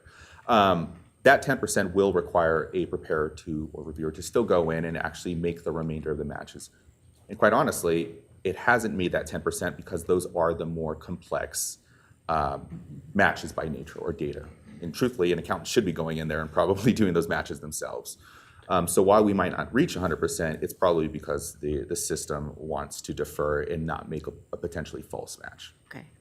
So we're gaining huge amounts of efficiency by getting to that 90%. I mean, just to be clear, it's not like, well, this isn't worth doing because we didn't get that last 10%. But so you're already way more efficient than you were, and you're cutting down time, but it's leaving those most complex situations to staff to go in and determine those. Okay. Which you probably want anyway, yeah. Right. Go ahead. Just to give you an idea, without giving any names, this spreadsheet we're talking about, right, has got tens of thousands of different lines and multiple things. So when I first got here, it was taking one employee, a full-time job, just to reconcile this one spreadsheet, right? Then we were fortunate to pick up JJ. He was able to cut that down to 2 weeks. So we picked up that. Now with AI, we'll pick up almost 60 to 80 hours more. And so what happens is we now turn into where we can do more analytical. And that's the part the council's missing, the public's missing, is the analytical side, which just allows us to have the time to do that. Does that make sense? Yeah. I have a full-time job reconciling my back doctor's bills to my explanation of benefits. Exactly. Because it's exactly the situation you described, where they bill it differently than the insurance company like sends it to me. And so nothing ever matches, and I have to add things together and see if they add up. And so I understand the complexity of those kinds of transactions, and I think if you can find efficiencies in most of it, but then the most complex ones, you want to make sure somebody's got eyes on that and are really deciding if, what the correct match would be. I'm gonna say too, when I went over it with JJ, a lot of times there was a timing issue too, where you get transactions on one side that haven't shown up on the other. Yeah. So a lot of times that 10% that's remaining unreconciled will become reconciled when the other half catches up. I have that same problem too, because then the bill comes in It's in the after, mail. and then you haven't seen that number yet. Yes. We're hoping it's Yeah. not 1,000 bills that you're having to reconcile. Yeah. I did want to mention on Dean's point as well, right? It's not like the transaction volume is going to come down. It's only going to go up. So if you're thinking about that from a time savings perspective, this is the potential deferment of an additional hire in the future. Bank recs are just the most common use case, but the AI engine can be used to match any data sets. Bank recs are obviously just our most common use case. Okay, yeah. Councilmember So maybe Nichols. this is for Gene. So how many transactions, say a month, are we talking about here? Or a day, or? That's a good question. When you think just on UB, right? Because you have all of that stuff coming in, the software does most of that. You're probably talking anywhere from 1,500 to 2,000 different transactions per day. Okay. And again, it's just growing because as you get more complex requirements for grants and stuff like that, it just adds to the complexity of it. And I'll get you an exact number though, but it's a lot. All right, thank you. Mr. Mayor? Yes. Just one follow-up to something you just said, that, we'll find a lot of efficiencies in using this on the bank reconciliations, but you said that there's other things we could potentially do, and I was just wondering if you could say some examples of how, other ways that we might actually use this. Yeah, of course. Yeah. Think of your balance sheet, right? Every item on a balance sheet has to be reconciled. Mm-hmm. Everything on an income statement has to be reconciled. So literally, we will be able to save so much time in the audit and stuff like that. But this is the first place we wanted to start, was on the bank side. But for example, just even in your healthcare, right? We send, let's say MetLife or whoever our Pacific Source will send us saying, these are all of the people that we have taken, that are enlisted or enrolled, and then we have our payroll side that we've taken X amount out. That never trues up. Mm. So you're always leading and lagging. That's just another thing that this can do. So there are many, many applications that will really help finance out. And just for context, that Excel file I just pulled up that was color coded, that's generally what I tell it, is if you have an accountant that's sitting there and they've spent 4 hours, 5 hours, 6 hours a day reconciling data sets, that's usually an indication that there's an AI matching use case at play. Okay. All right, and I'll just kind of skip it. I talked a lot through this, but just to give you an example here, within our application itself, and I did record this weekend just in case of any potential internet connection issues, but this was me uploading both data sets that I showed earlier, and then ultimately reconciling. So that's the 3-minute mark, and we'll see here, let's go to the 5-minute mark. We'll give this a few seconds. In just less than 2 minutes, it's now automated at 56% of those transactions there. So that's the efficiency that we're talking about. I actually spit this out to Excel so we can get a better sense of the match. And I actually highlighted there in pink that manual item that we talked about earlier, the 3 transactions coming in on one side. that has now been matched against the other side. So that's just one common example across this entire data set where we're matching up these transactions. Mr. Mayor? Okay, yes. One more, sorry. Sure. Yeah, And of course. this No, don't might apologize. be a dumb question because I am not an accountant either, but if it makes errors, how do you necessarily know where where it made errors? Like if you don't know what you don't know, like if it's doing something but that isn't correct, are you always going to know that? Are you going to find it? I think it's going to be addressed in two ways. So the first component is you want to make rules that address the use case, the uniqueness of the data. So in Pocatello's case, given that date and amount were really the only references we could pull from to begin with, we gave it strict parameters to say, well, hey, to start, I only want you to look for transactions occurring within a 3-day window. The risk being that if I were to slide that window out to 20 days, I might start grabbing transactions that have nothing to do with this transaction that happened on the first of the month, and it makes a false match. So firstly, we want to establish clean parameters. Even with that, this that I just generated out of the system is typically where we point the accountants to say, hey, we recommend, at least in the first few months, go through and do a review, spot check a few of these, make sure that these are accurate matches. And over time, if you are not finding any types of errors, we can trust and have more confidence in the system. Okay. Well, that was everything I had. That it? Okay. Council, I just will remind you, before you see anything of this come in front of you for contract of any sorts, I know you wanted to talk about contracts. We have no AI policy at the city right now, and so we're diligently working on an AI policy to be able to implement something there. We do have people that are trying to use AI right now and are using it, and we just want a policy behind it. We've got to have a policy before we can really move forward with it. And so this is kind of step one, and we hopefully will be able to see if you're in favor of something like this, to see a policy coming in the next little while so that we can move forward with this. And Mayor Blatt, if I may, we will also be providing documentation around our AI policies, so those soft reports, that ISO certification that I mentioned earlier as well. Okay, super. Yes. So what does it take to get this installed? What's the timeline? And then what's the learning curve once it's installed, for an employee to become proficient in it? Great question. We'll pass it back to Alec. I'll talk about AI matching specifically.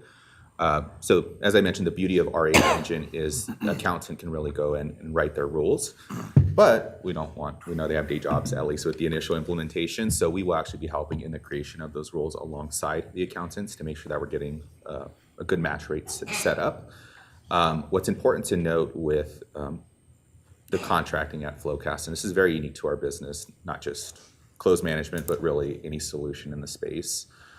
The implementation fee is one time, and it actually covers you for professional services for the lifetime of the contract, meaning that if that data changes, when the ERP is upgraded, if we need Flowcast resources to come in and take a look alongside us, we do that at no additional cost. That individual who's assigned to your account is also a CPA, an auditor, or accountant by trade, so they speak the Pocatello's team's language. Okay. I had a question for you. Okay. Well, I'm not down there.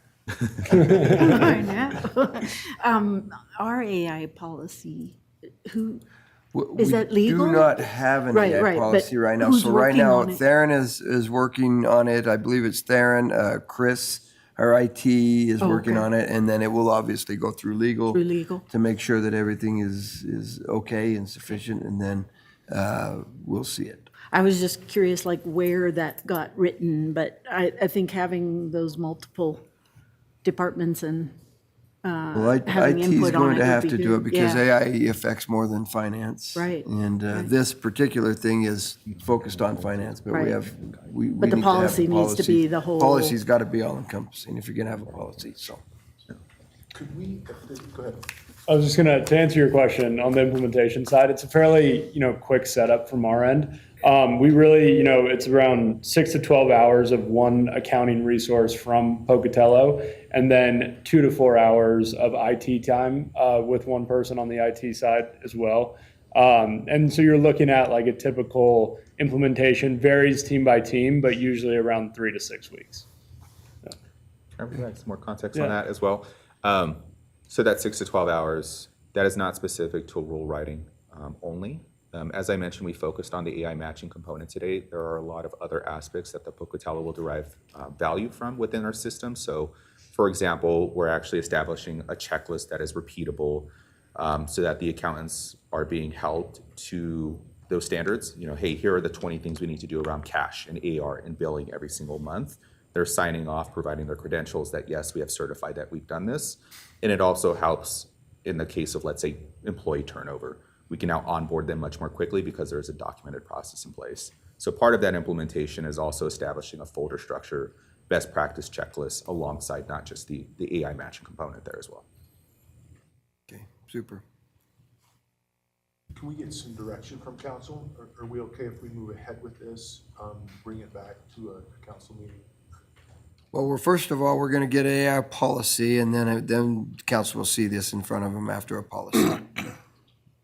So, I mean, it looks to me like the council's okay with the idea. So. Thank you very much. Thank you very much. Thank you so much. Yep, thank you. Oh, we also did provide some donuts if anybody wants some. I am fully cognizant after the highly processed food discussion we had earlier. Do with it what you will. But they did say it was a balance, right? It is moderation, right? Yeah. Okay, Thanks so thank much you. for your time. Thank you. Thank you. Agenda item 6, Optimus Skate Park Design Update, Parks and Recreation. Parks and Recreation staff members will be present to update the mayor and council on the finalized skate park design in Optimus Park.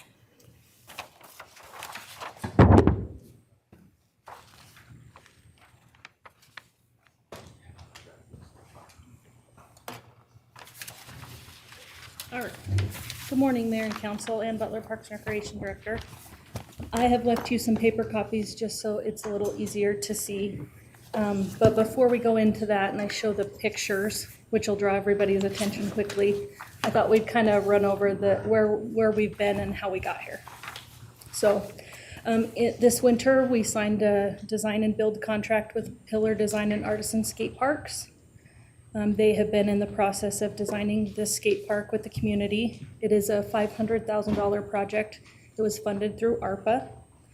I will be bringing a donation request to you next week on the council agenda, and we'll talk a little bit more about that. We had a public meeting in late January where we brought 4 different designs to the community, took input from them about what amenities they liked inside that skate park. We used our Parks and Rec Advisory Board, the Skate Park Association, local subject matter experts, because I am not one. So thank you, Councilman Nichols, for doing that, along with Dave Van Etten and Darren Black from the Skate Park Association. So we had a lot of good feedback, and I've learned a ton about skate parks, and I think we found a good product. So I'll go ahead and put that up here so that you guys can see it.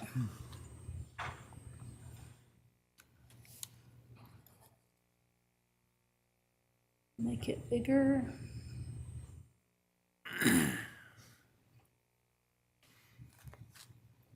So here is what we are looking at to begin construction. I'm anticipating we're going to see that company here any day now. They had originally told us it would be May or June, and then it went up to April 1st, and they're almost done with the project in Phoenix, and they should be here very, very soon. So the plan is to roll out a press release later today. I wanted you guys to see the final rendering first. But basically what we did is we took all of the features that the community really liked of the 4 designs we presented and made them into one. So the biggest item on that skate park is the bowl that you can see there. It's about 41 feet in length.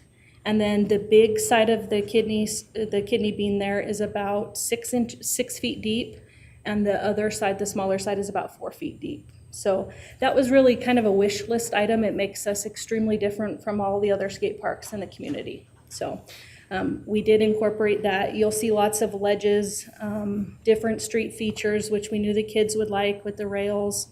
We have incorporated, we heard a lot about stairs, so we have incorporated a second exit from the facility with those stairs and rails.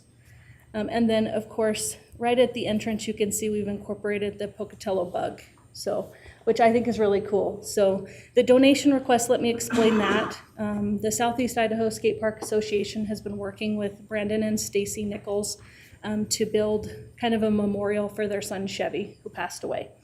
And so we've been working with them on how we wanted to create a memorial for them. And in return, their donation is about $25,000.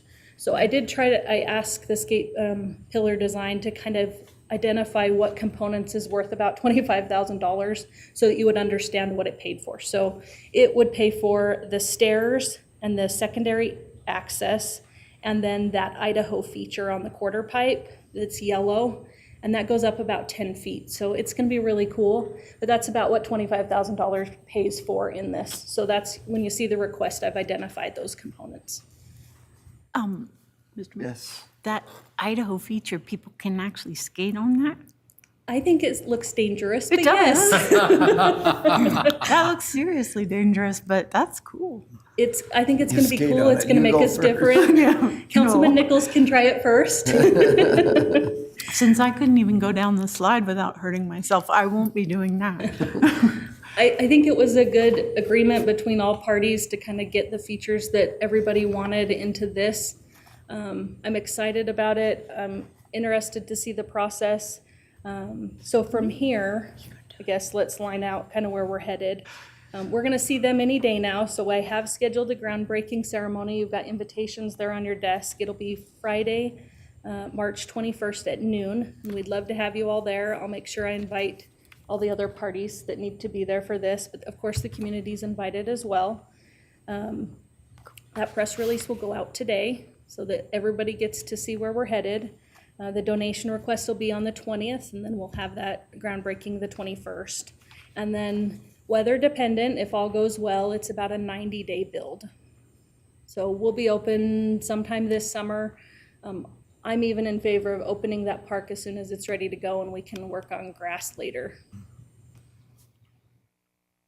Questions, anything? Questions? Comments? Spectacular. That's all I needed to hear. Yeah. If the expert says it, I think it looks great. Okay. At the ribbon cutting, when this opens, I do want you to know that we will not see the city council on skateboards there. Not even one. We're going to wait until after it's, and he can get it heard on his own time if he's going to do that. So. For liability reasons? Yes, for liability We issues. are gonna add an address to this park, just for that reason, so if there was an emergency, you could call and give the address, so. So it'll be good. It's exciting. I know that the community's very excited about this. So, yeah. All right. And thank you. Then we'll move to agenda item number 7 is capital improvement plan request for proposal Finance Department and Planning and Development Services Department. Finance Department staff and Planning and Development Services Department staff members will be present to discuss potential procurement to a citywide capital improvement plan.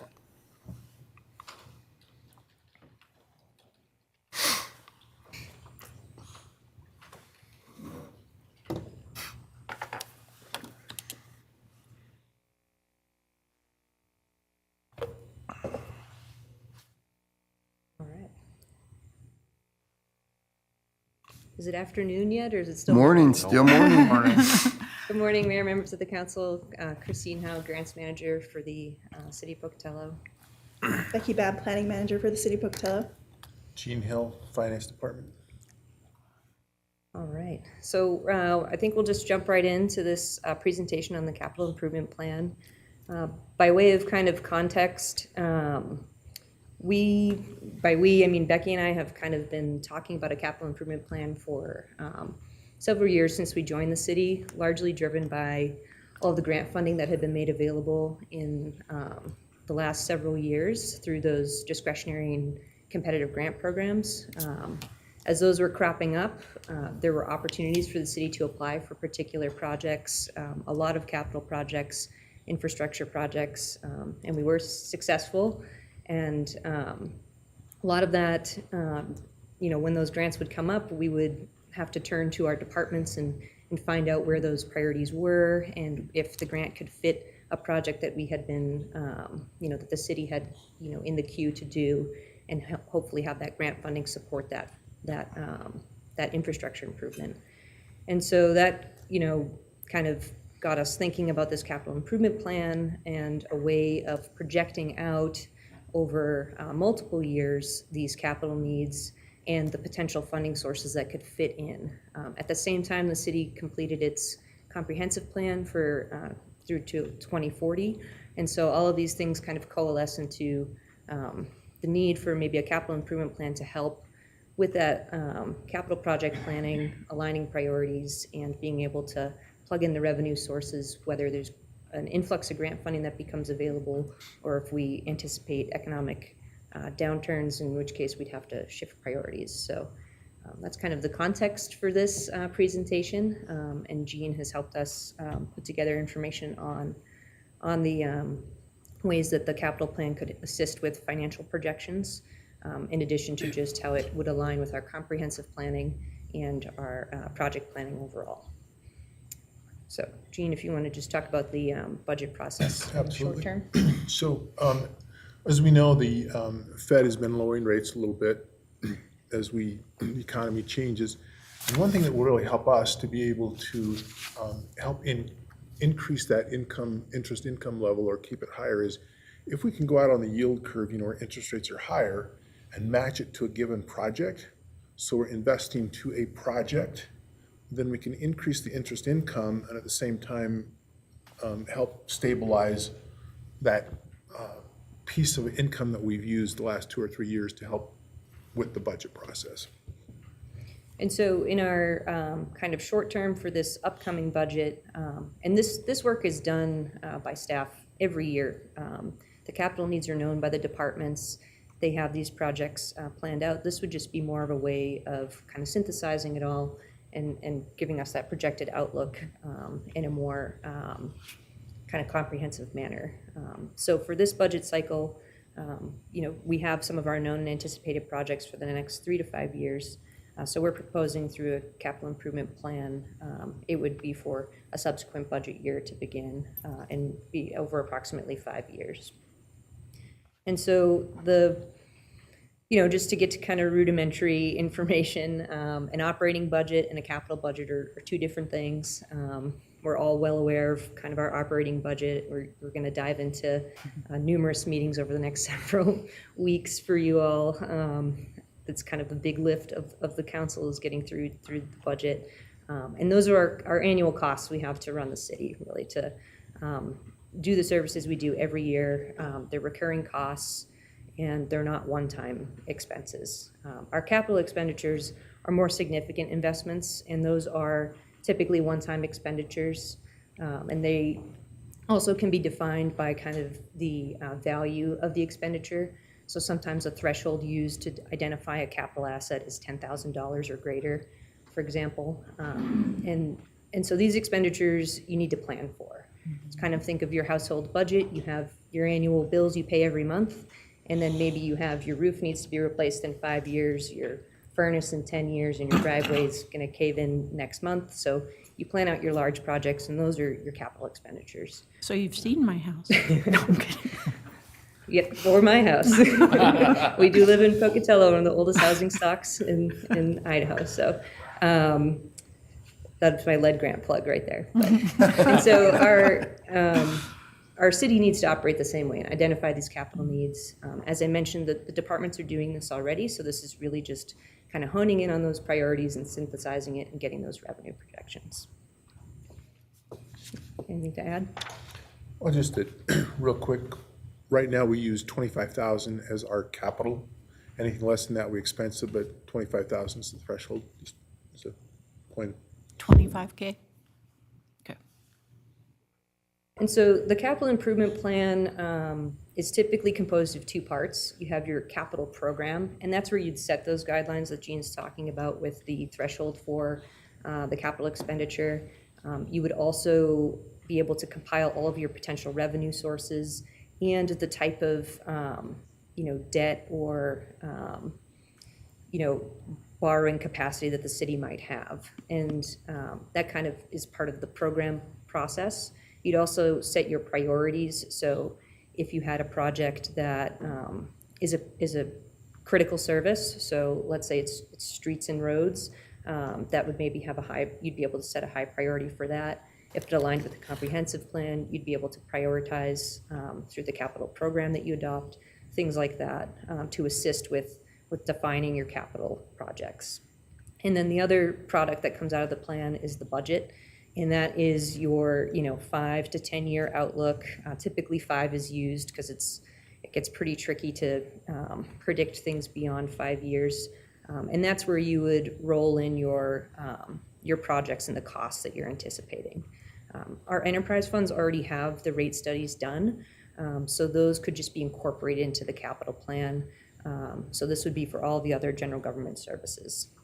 And so this would allow us to kind of make that long-term plan, align it with council goals, align it with our other planning goals, such as the comp plan or our PROST plan, and our immediate needs, and then be able to kind of manage risk and use the resources wisely. So we wouldn't want to go out and borrow a lot of money if it would exceed what risk we can handle in terms of our debt service.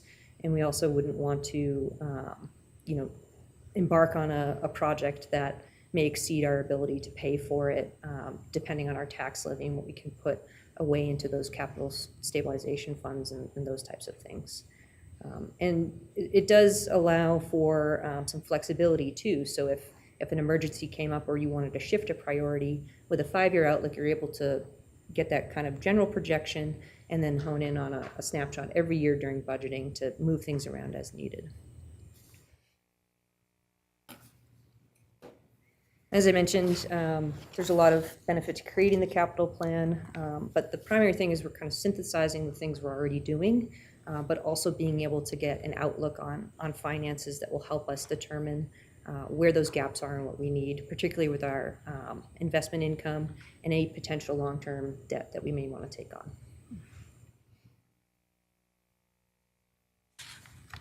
I'll let Jean talk about this slide. This is just a quick breakup to show you on the left-hand side how the budgeted revenue is broken up.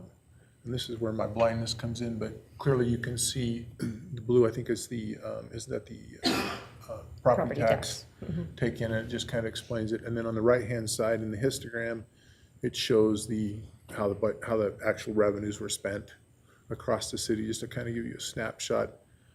And I think I'd like to add to what Christine was saying though too, is by having this 5-year outlook, right, it allows us to plan farther out, but again, find those holes, because we're limited to the number of things we can use to bring capital in. And so by the planning, and again, I want to really emphasize this is a plan, flexible to change as we need to, but this allows us to plan and look at the different sources of revenues and the capital that we're looking at.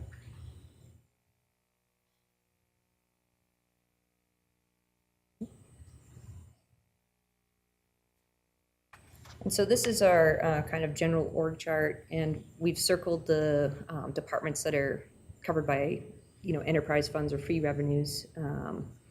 And you can see that the capital plan, we still have the needs outside of those rate studies to determine what each of those other departments might need. So this would be able to kind of do that projection similar to the way the rate study does for capital needs for all of the other departments throughout the city. And then synthesize everything into one kind of comprehensive look. As Jean said, it'd still be flexible, and it's a plan, but it would allow you to have that kind of snapshot and understand what we're looking at in terms of capital needs moving forward. Christine, if I can too, a lot of these departments already have 5-year plans, but pulling them all together so that we can know exactly what it is into one plan, I think would be very useful for the city and for council. And that kind of gets to our, why now? And I mentioned this earlier, but our comprehensive plan was adopted recently. And so this will help us understand how those priorities can help us achieve the goals in the comprehensive plan. And similarly, the city council you have your annual kind of short-term, medium-term, long-term goals. And this will help feed into kind of prioritizing those specific projects and finding ways to fund those.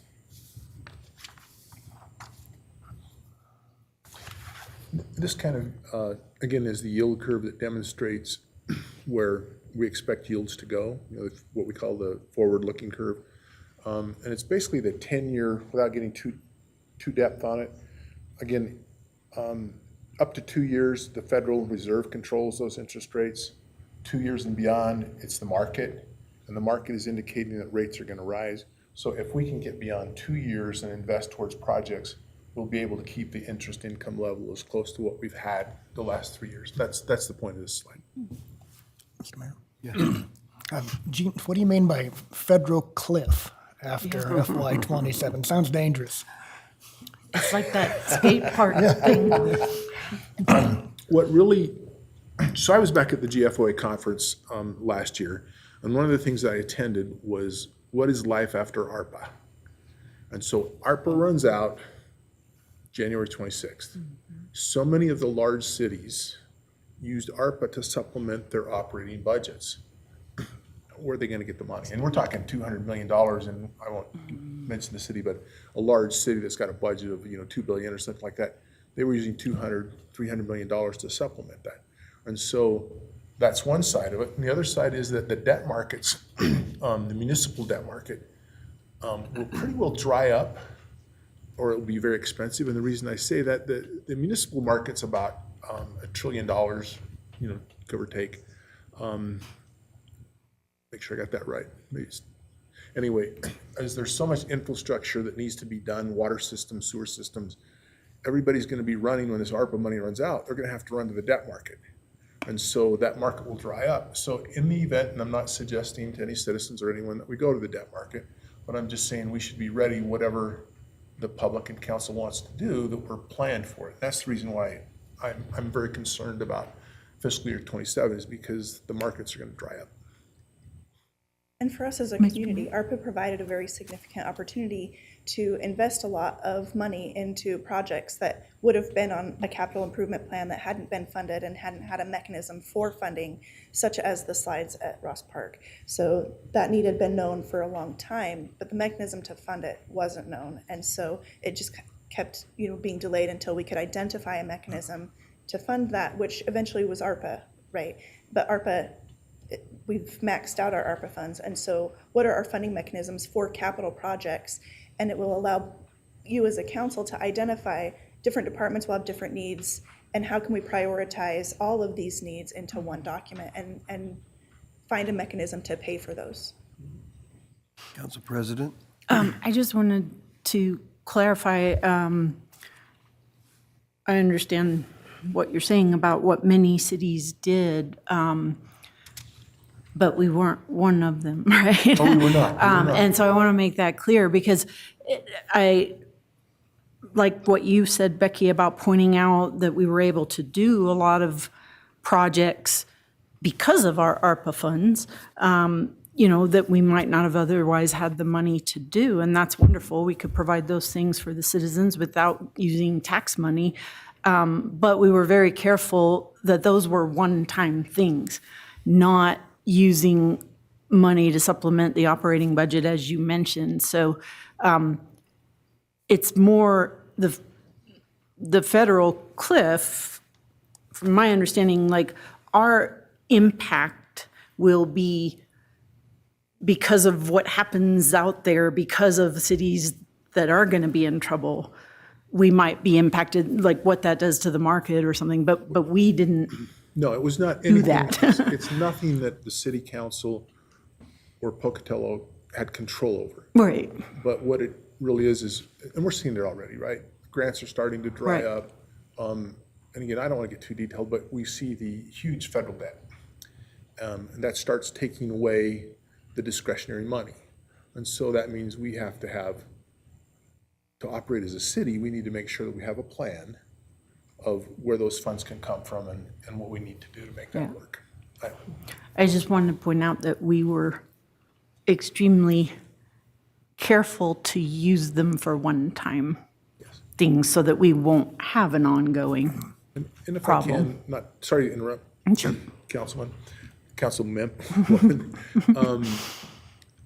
the city has been very responsible on the fiduciary standpoint, and I think that we've controlled and continue to look for ways to, like we demonstrated with using AI, everything we can to maximize the fiduciary responsibility we have to use the funds that we receive from our citizens. I think that that's very important for us.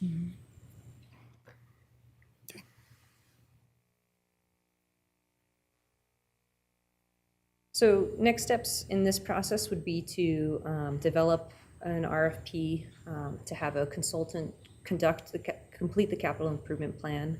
And I would assist Jean with that RFP process.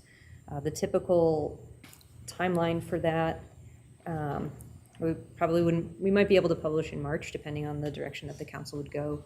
But then we would rate and identify the top proposal that we would receive in April, and then present for approval in May, and then have a one-year contract term with that firm to complete the plan. These plans can be done in-house, but it is extremely time-consuming and resource-heavy to do the initial plan, which is why we're proposing that we have an outside firm come in and complete that work initially, and then after you have your 5-year plan and you've kind of developed your guidelines and your program, it is easy to update annually, a lot easier.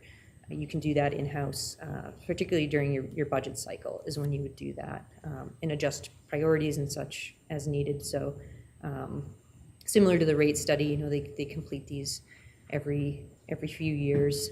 So it would be a similar process to that, and we would anticipate a similar type of cost between $100,000 and about $125,000 to have a firm come in and do that, because it is rather time intensive. So, and we would have that hopefully available. The plan would be for FY27 budgeting. And, Councilmember Q&A. Nichols.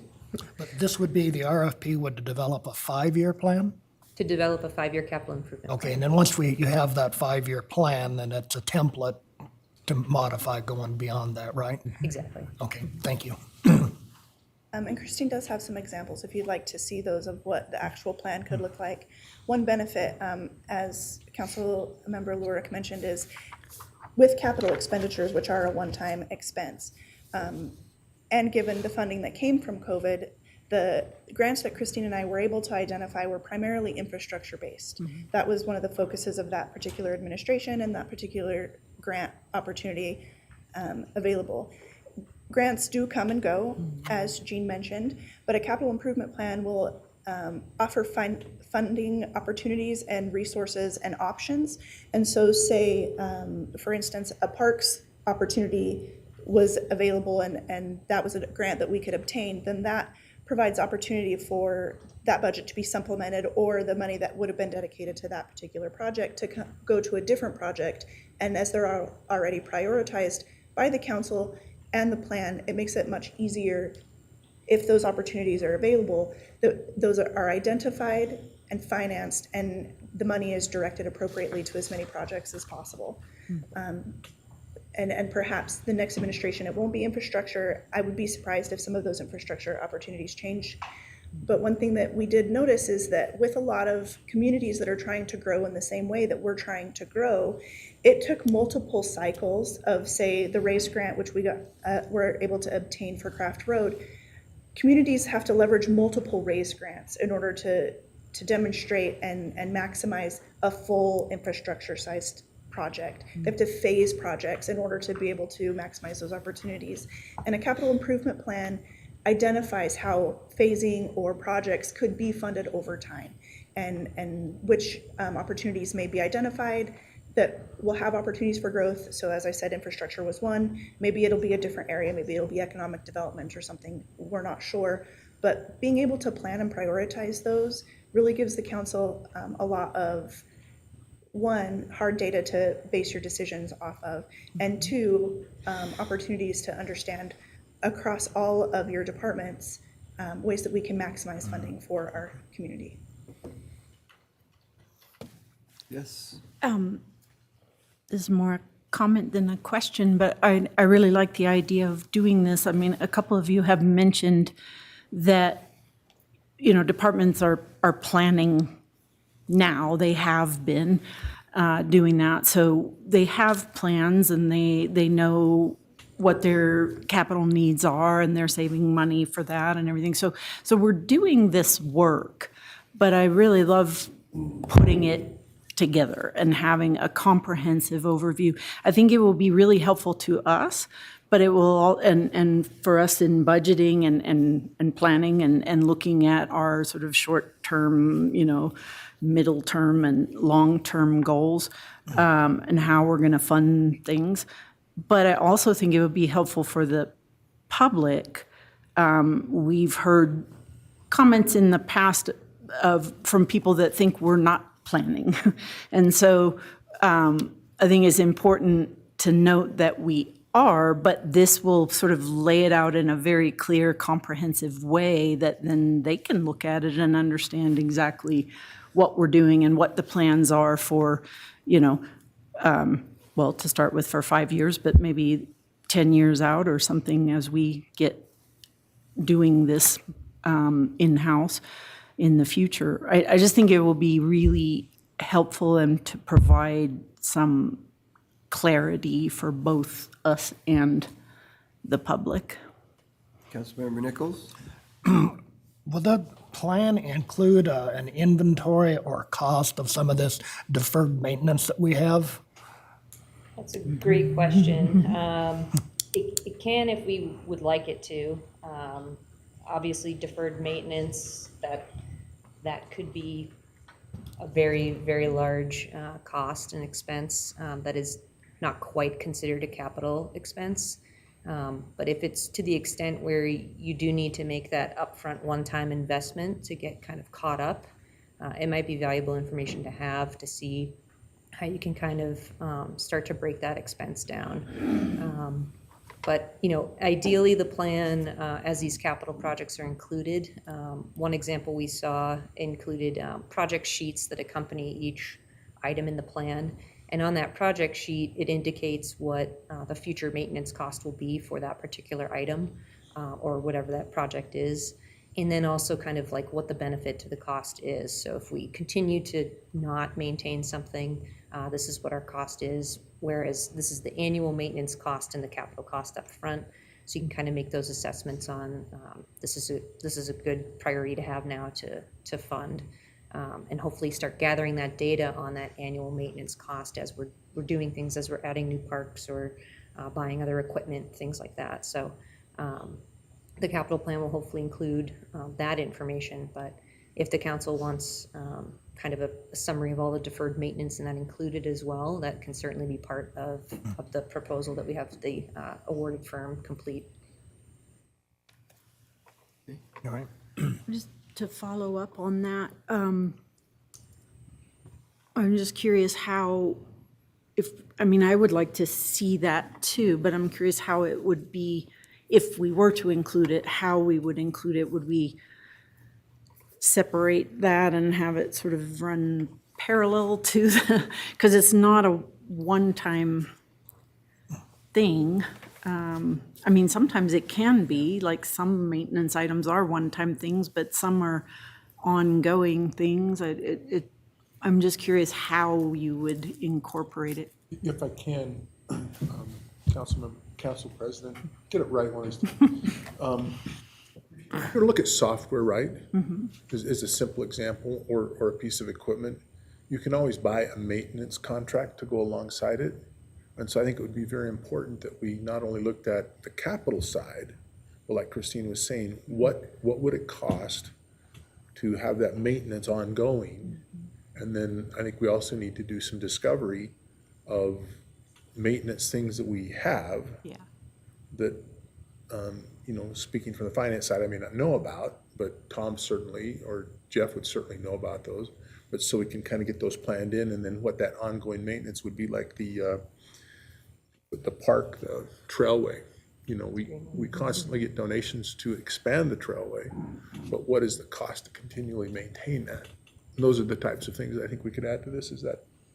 And I agree that it would kind of need two parts there, because I would strongly agree with the idea going forward, any capital improvements we make or capital expenditures we have, that we start looking at maintaining those things, but then also the deferred maintenance from years past, and, you know, starting to keep up, well, not starting, we have started, but figuring out how we pay for those things. I know Rick's not here to say this, but the Greenway is one of his things that he always talks about. It's a wonderful asset for our community, but, you know, how do we maintain it? Who maintains it? Where does that money come from, you know?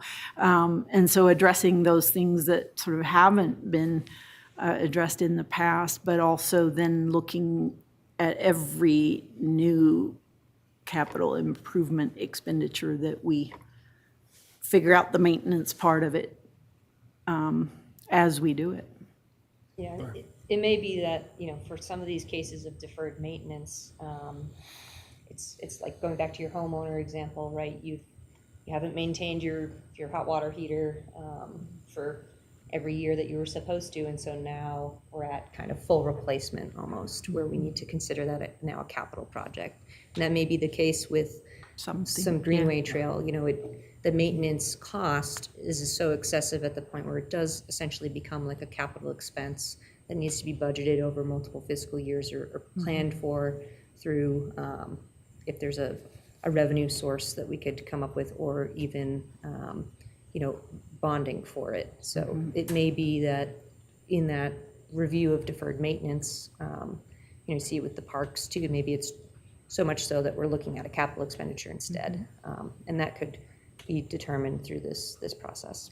I like the idea that the capital plan would sort of incorporate these kind of parallel lists, you know, and maybe at some point, like if it's on there under maintenance, but then it becomes a capital expense, then it shifts over into that list or that side, or but having a view of all of those things together or sort of side by side, I think would be really helpful. It's going to be important to have that. Okay. And since an RFP is the next step, it certainly, the capital improvement could be the main product that we're asking for, but we could certainly ask for an additional optional package that would provide an overview of what the city's deferred maintenance is, with options of what their recommended funding opportunities are.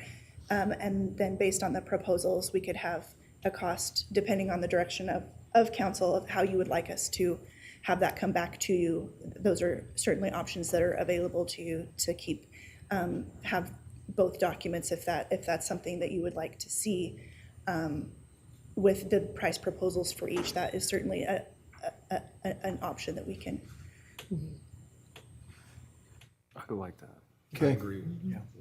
Okay, sounds good. Sounds like that's what we're gonna look for. The direction of council is then to go ahead and issue Do the RFP. So let's get an RFP put together and we'll get the two comparisons looking at it, and that's what it sounds like the council's interested in. Okay. Thank you very much, Okay. Councilman. Yep, thank you. Council, we have a couple things that are, and lunch is here. Would you like to move on real quick? Okay, we're gonna move on. We'll move to agenda item 8, Pocatello Historic Preservation Plan update. Planning and Development Services staff and consultant Kirk Huffaker will be in attendance to receive feedback from the council regarding the draft of the updated Pocatello Historic Preservation Plan. Good morning, Mr. Mayor and members of the council. Jim Anglesey, Long Range Planner for the city. And with me today is Kirk Huffaker, our consultant on this plan. I will let him take take over the presentation, and I'll be here for support.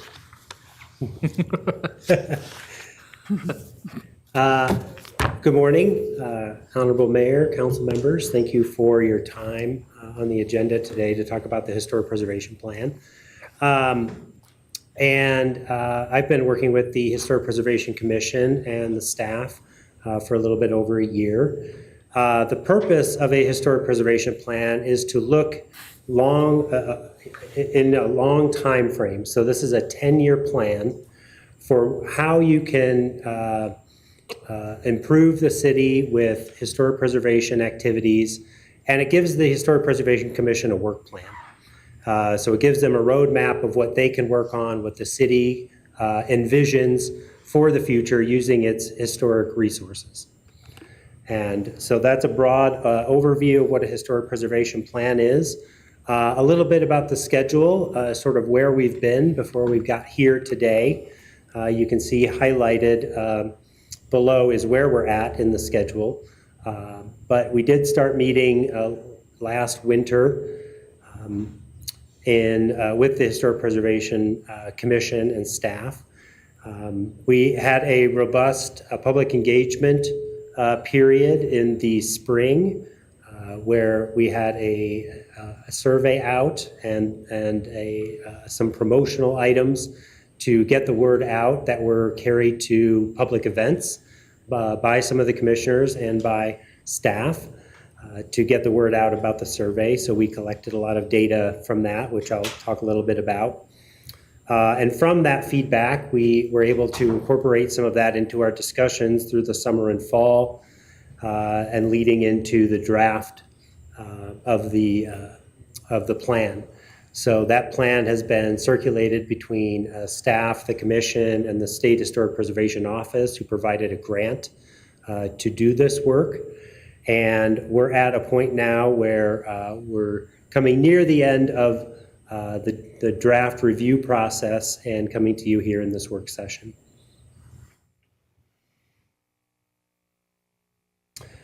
So from the survey, here's a little synopsis of the responses. We did have 100 responses. You can see it took people about 5 minutes to take the survey. I think we had 11 questions on there.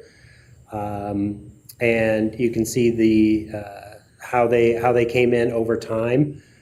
Certainly right at the beginning when we did the survey, that's when we had the most responses. We had some nice public information distributed by the city on social media and to the press. It was in the newspaper. So immediately we got the big influx of responses there. But we did continue to push it out through events and things and continue to collect those responses over time. One thing, we always want to know is who is our audience? Are we getting the right people to respond to this? And overwhelmingly, we thought that we did get the right response. You can see everybody who responded to this at least lived in the county. And most of those people lived in Pocatello. 95% of people lived in Pocatello itself. Most people were not necessarily a historic building owner. So I think broadly, where we do want response from historic building owners, we also want the general public to give their input on where they think historic preservation can go in the city. And many people wanted to be apprised of the work. About 2/3 of the people wanted to stay apprised of the work of the commission into the future. And really the first question out of the gate is, are you even interested in what we're talking about here? And so we did have again, a pretty strong interest between a very high interest level and sort of a medium to high interest level, with about 90% of the people indicating that they were interested in the history and prehistory of Pocatello. And so we feel like we had the right audience responding to the survey. I'm not going to go into details of the survey responses themselves. Those are in the report, and they were factored into coming up with the goals and objectives through the discussion with the Preservation Commission. One of the things we do through the Historic Preservation Plan is come up with a vision statement for what we see the future of preservation being in the city. And I've highlighted a few of the key phrases that the Preservation Commission came up with in creating the vision statement.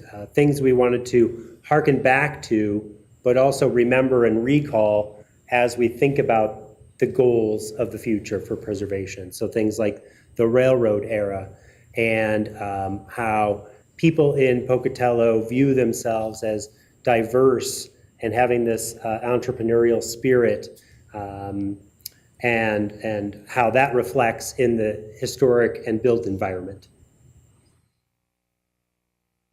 The last sentence in this, I just wanted to point out, does refer to sort of the forward thinking, the progressive part of historic preservation and where it could go. And you know, it's very important to the Preservation Commission, if I can speak on their behalf, to have historic buildings and historic resources increase value in the community. So whether that's a perceived intangible thing or the very tangible part of economic value, they want that to increase in the community and have historic buildings help do that. So I'll run through a few of the goals in the plan because that's really the meat of it. And for that, there were 4 goals that the commission came up with. And under goal 1, where we talk about survey and designation, this is some of the most active work of the commission that you see out there. And this is really finding what is historic in our community, documenting it, and then starting to tell the story of why it's even important. And so this lays the groundwork for preservation activities in the future, is the survey and designation. As you may know, the city is currently undertaking a new reconnaissance level or architectural survey of downtown and the east side downtown triangle district. So that's part of this survey effort. It's already happening. But the commission also identified neighborhoods such as the Lewis and Clark neighborhood and Satterfield Highland to having high potential for future surveys as they are becoming historic. Part of surveying designation is also resurveying neighborhoods that haven't been looked at for a while. And one of those is the ISU University Neighborhood Historic District. It's been 30 years since that was designated as a historic district. So it's good to go back and look at how much that has changed or not and resurvey those for data that helps the planners, helps the staff understand how they can support those neighborhoods. Objective 2 is intensive level surveys. This is sort of a step forward from a reconnaissance level survey. And this is where you can group buildings thematically or stylistically to look at them as a group. And one of the areas that is recommended in the plan to do that is with your historic parks. And so, you know, this idea of the green belt and connecting places and understanding sort of the cultural and historic landscape relevance of your parks is a piece of that, and how you can manage those going into the future. The commission was also interested in having an intensive level survey done for buildings at the Bannock County Historical Society, as some of those buildings there, like the Fort Hall replica, are becoming historic in themselves, even being a replica. It's going to be 50 years old. And so starting to document and understand that history. The third objective being listing eligible resources in the National Register of Historic Places. One of the current projects that's underway is updating the downtown historic district. So that's already underway and helps reinforce the idea that a strong downtown can help lead to creating strong neighborhoods around it. And so working from this core principle of looking at downtown first and working out from there, that helps reinforce that. Could I ask a question? Go ahead. You bet. On, I think it was objective 3, yes, where you just mentioned talking about National Register of Historic Places, and we often hear comments about or concerns about putting anything on the National Register because people think that then that means limitations on how it has to be maintained or how it can be used or all kinds of things like that. And I was wondering if you could just talk a little bit about what does it mean to put something on the National Historic Register, and is there a downside to that? Are there restraints or restrictions? Yeah, thank you for the question. And there is a little bit of a myth around the National Register because it does not place any restrictions on a property owner. It's largely honorary in what it does. When you get on the National Register, it gives you access to put a plaque, the official plaque on your building to say, look, I am a designated historic property with this significance. The other thing it does is open up the possibility of financial incentives, which usually come through the federal historic tax credit program. And so really it opens doors to things rather than closes them. There are no property restrictions on it from the National Register. So the level that people may be concerned about is when you get placed on a local register, you are then subject to design review and things like that. But that's not what this objective is talking about doing. And we would have, if you have an historic building downtown that is subject to the Historic Preservation Commission's, like review of signage and giving a certificate of appropriateness or something, you're going to have that because of being downtown in that historic area, not because of being on the National Register. And this doesn't add any additional, I just wanted that to be clear because I think there is a myth around that is not a positive one, but this doesn't really put any, restraints on people. Right, yeah, and there is a big difference because this is a federal program. It does not trigger any sort of additional local restrictions. So it doesn't add layers of building permits or anything like that from the National Register. Thanks. Yeah. I'll just mention briefly Objective 4. This is more related to archaeology, but is certainly important and significant and really an opportunity to partner with the Shoshone-Bannock tribes to continue to document and recognize their history in the community as well with a significant natural resource and the history that is within those cliffs. We're doing good on time. Okay. So goal 2 relates to public education and partnerships. And just like I was talking about how survey and designation lays the groundwork for future preservation efforts, Objective 1 is one of those efforts. And we heard pretty strongly from the public how they want to learn about history in Pocatello. And one of those ways is a coordinated marker or interpretive panel program. And so, where you can walk around a certain area and be able to read right there in front of you what the significance of a place is or what its history is about, and learn while you're in that place. And so Objective 1 talks about the goal to promote and conduct educational programs related to signage. Objective 2, it sort of works alongside Objective 1. We heard that the public really prefers to learn about the work of the Preservation Commission through the city's website and through social media. And so I think that's where mostly people heard in addition to the newspaper, about the survey for the plan. And so we want to continue to focus putting information in those places.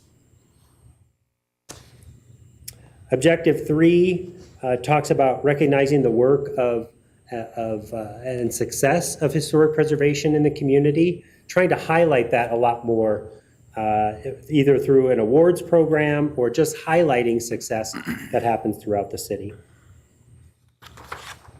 And I won't hit every single one of these, but Objective 5 refers back to seeking greater collaboration with the tribes and looking for opportunities even beyond the surveying of the basalt cliffs to co-hosting special events or presentations with them, and even seeking a member from the tribes to be on the Historic Preservation Commission.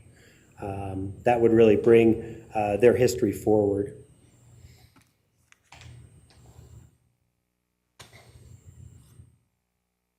I'm going to move on to Goal 3 with policy and incentives. Objective 1 was a big objective that the Historic Preservation Commission wanted to see here in the plan, and that's establishing a land acknowledgement for the city to honor the original and indigenous inhabitants.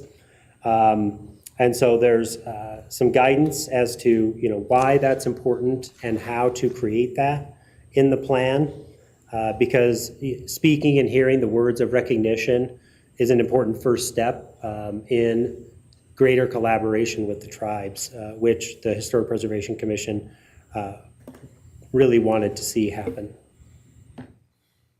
Objective 3 under this goal talks about enforcing preservation regulations when necessary within historic districts and with local landmark sites.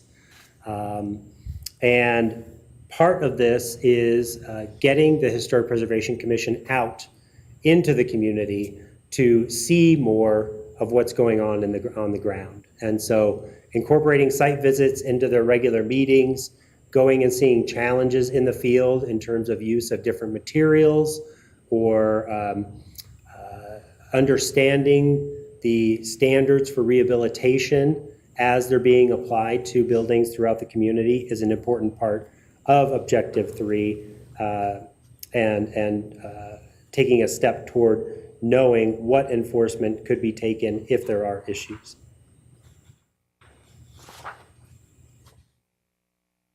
I'll jump to number 7, obtaining strong support from the City Council, you all.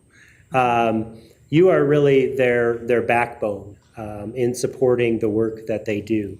They are the expertise that you've appointed to be here, to be that public body in the city, and they're trying to make consistent decisions that apply equally to everyone. And your support of that process really helps them enforce the updated Pocatello historic downtown design standards. So they really require some backup to be an effective public body. And so your strong support is definitely something that they desire to have. Objective 8, internally leading and externally supporting transformative projects.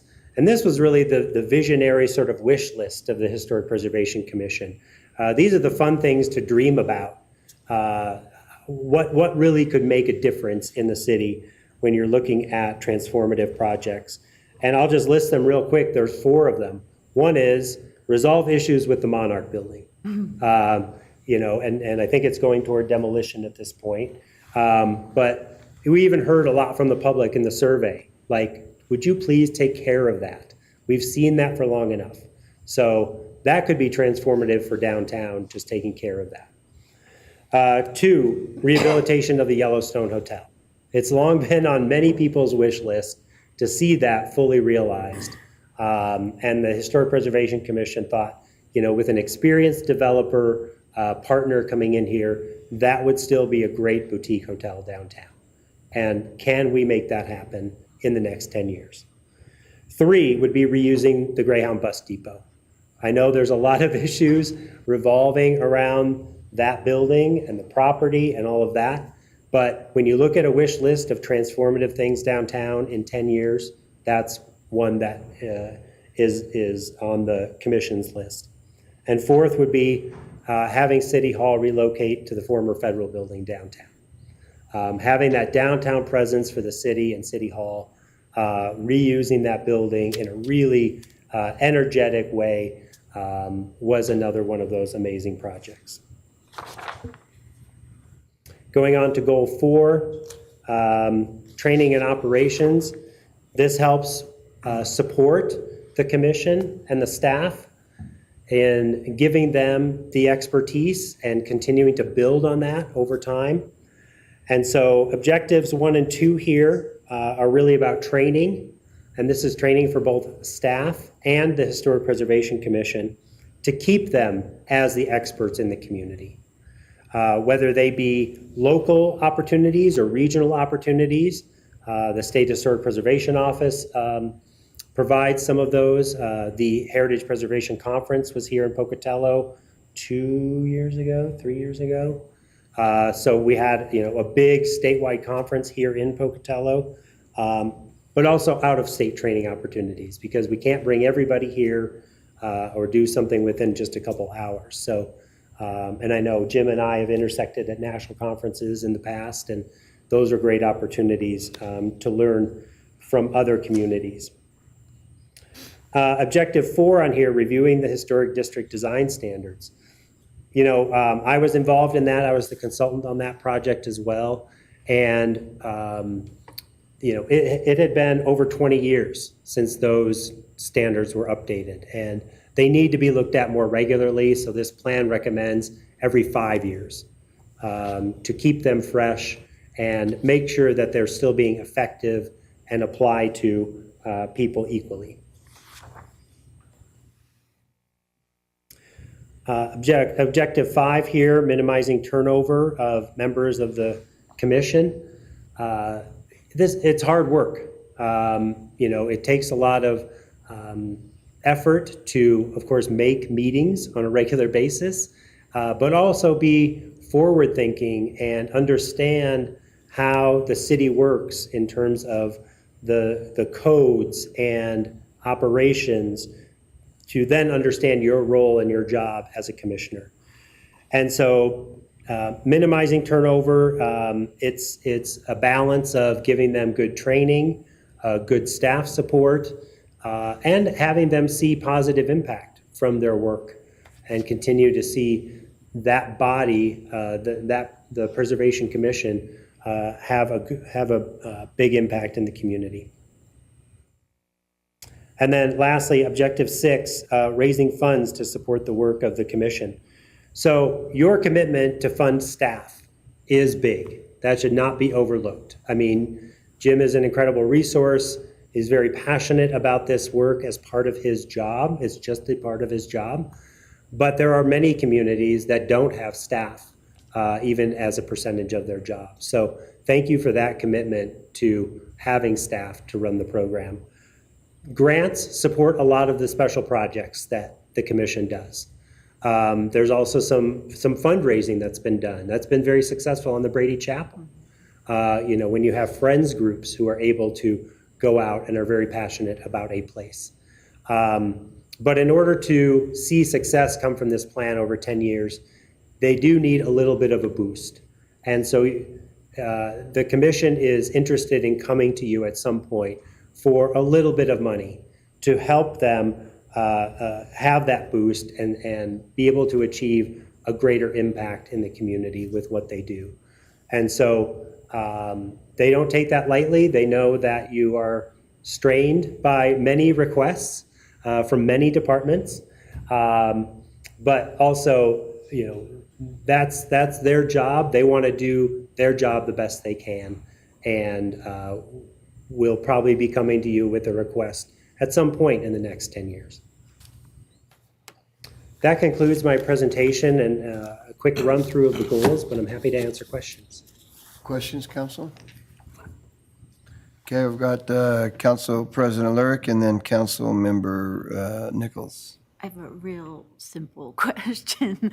Number 3 of the, you talked about specific transformative projects, and it was Monarch and Yellowstone, and the 4th one was Move City Hall. What was number 3?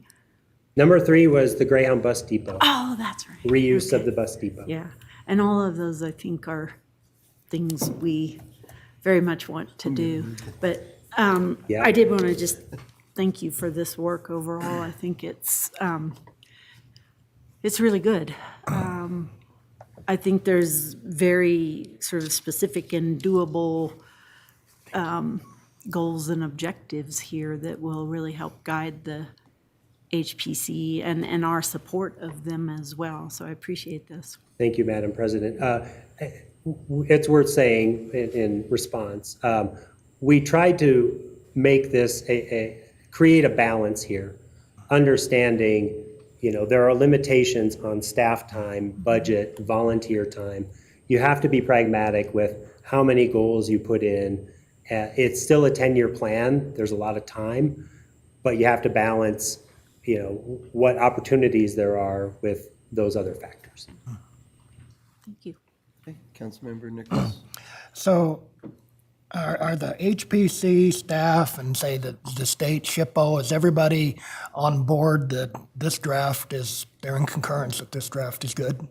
Yes, the staff has reviewed it at least twice, I think 3 times now. Jim just sent me some more comments yesterday. The State Preservation Office has looked at it twice and are good with where we're going. All right, Yep. perfect. Thank you. And it's currently out to the public for review as well. Okay. How long is it out to the public? For a couple weeks. Couple more weeks, yeah. And there's a website or, a link to that people can make comments Yes. through? Okay. Okay. Thank you very much. Okay, thank you. Then we'll move to agenda item 9. And I think, Jim, you're staying up here for this, right? Yes. Pocatello nomination of an American World War II heritage city. Planning and Development Service staff will be in attendance to propose the city submit a nomination to the National Park Service for Pocatello to become an American World War II heritage city. Jim? Mr. Mayor. Thank you. Jim Anglesey, Long Range Planner. I won't take up too much of your time. I know it's lunchtime. And this should be fairly simple. My main goal here is to answer any of your questions you have on a nomination like this and to gauge your support in submitting a nomination.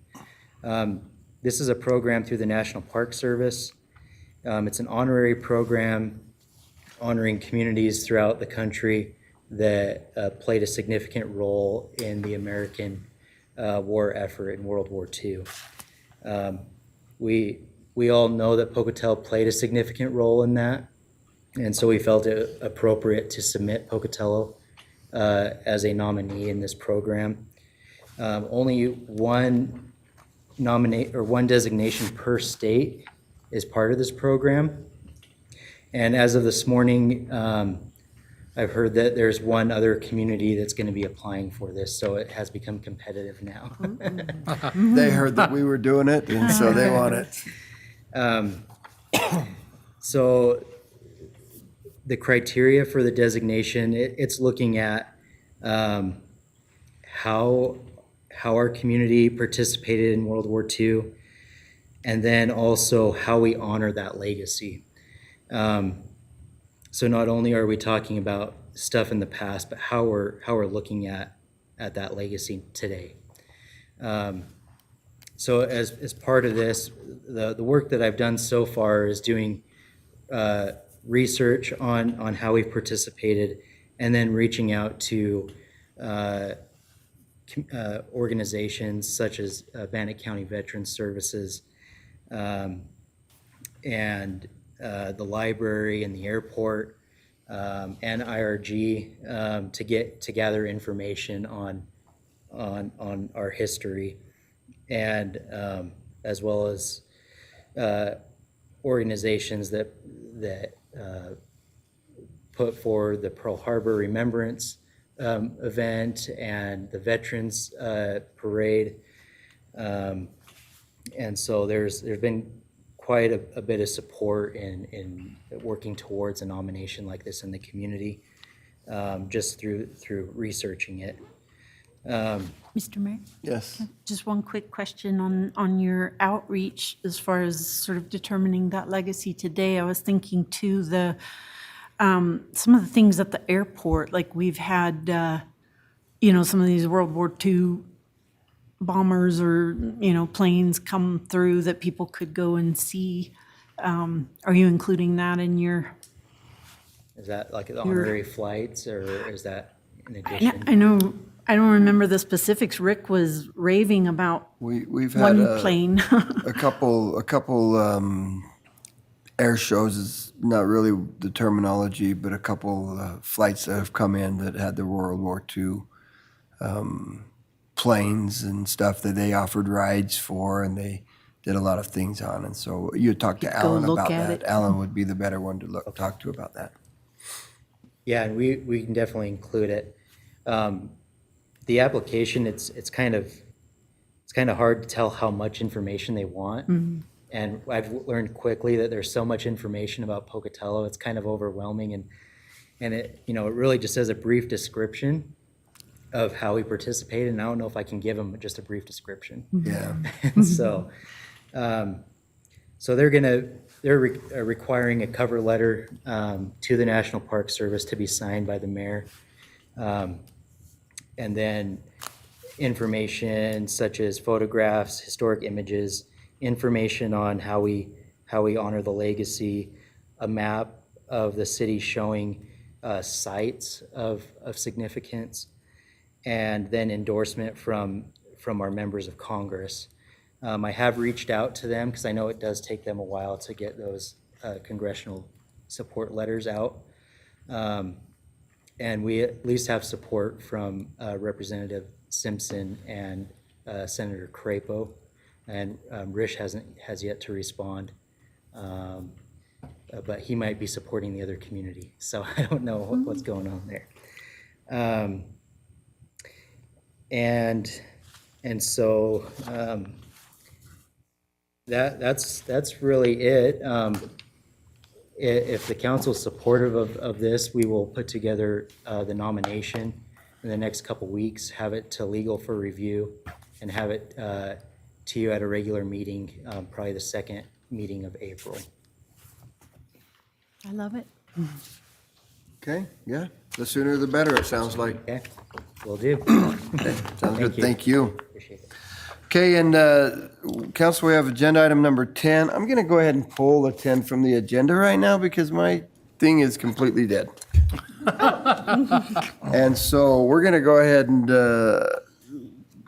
we can, I'm sure that our attorney will allow that. Sure, that we'll do that, and we'll catch up the reports next month if that's okay. Then I'll remind you that we have an executive session directly following, and we'll do that while we're eating lunch. And so with that, we are adjourned from this meeting.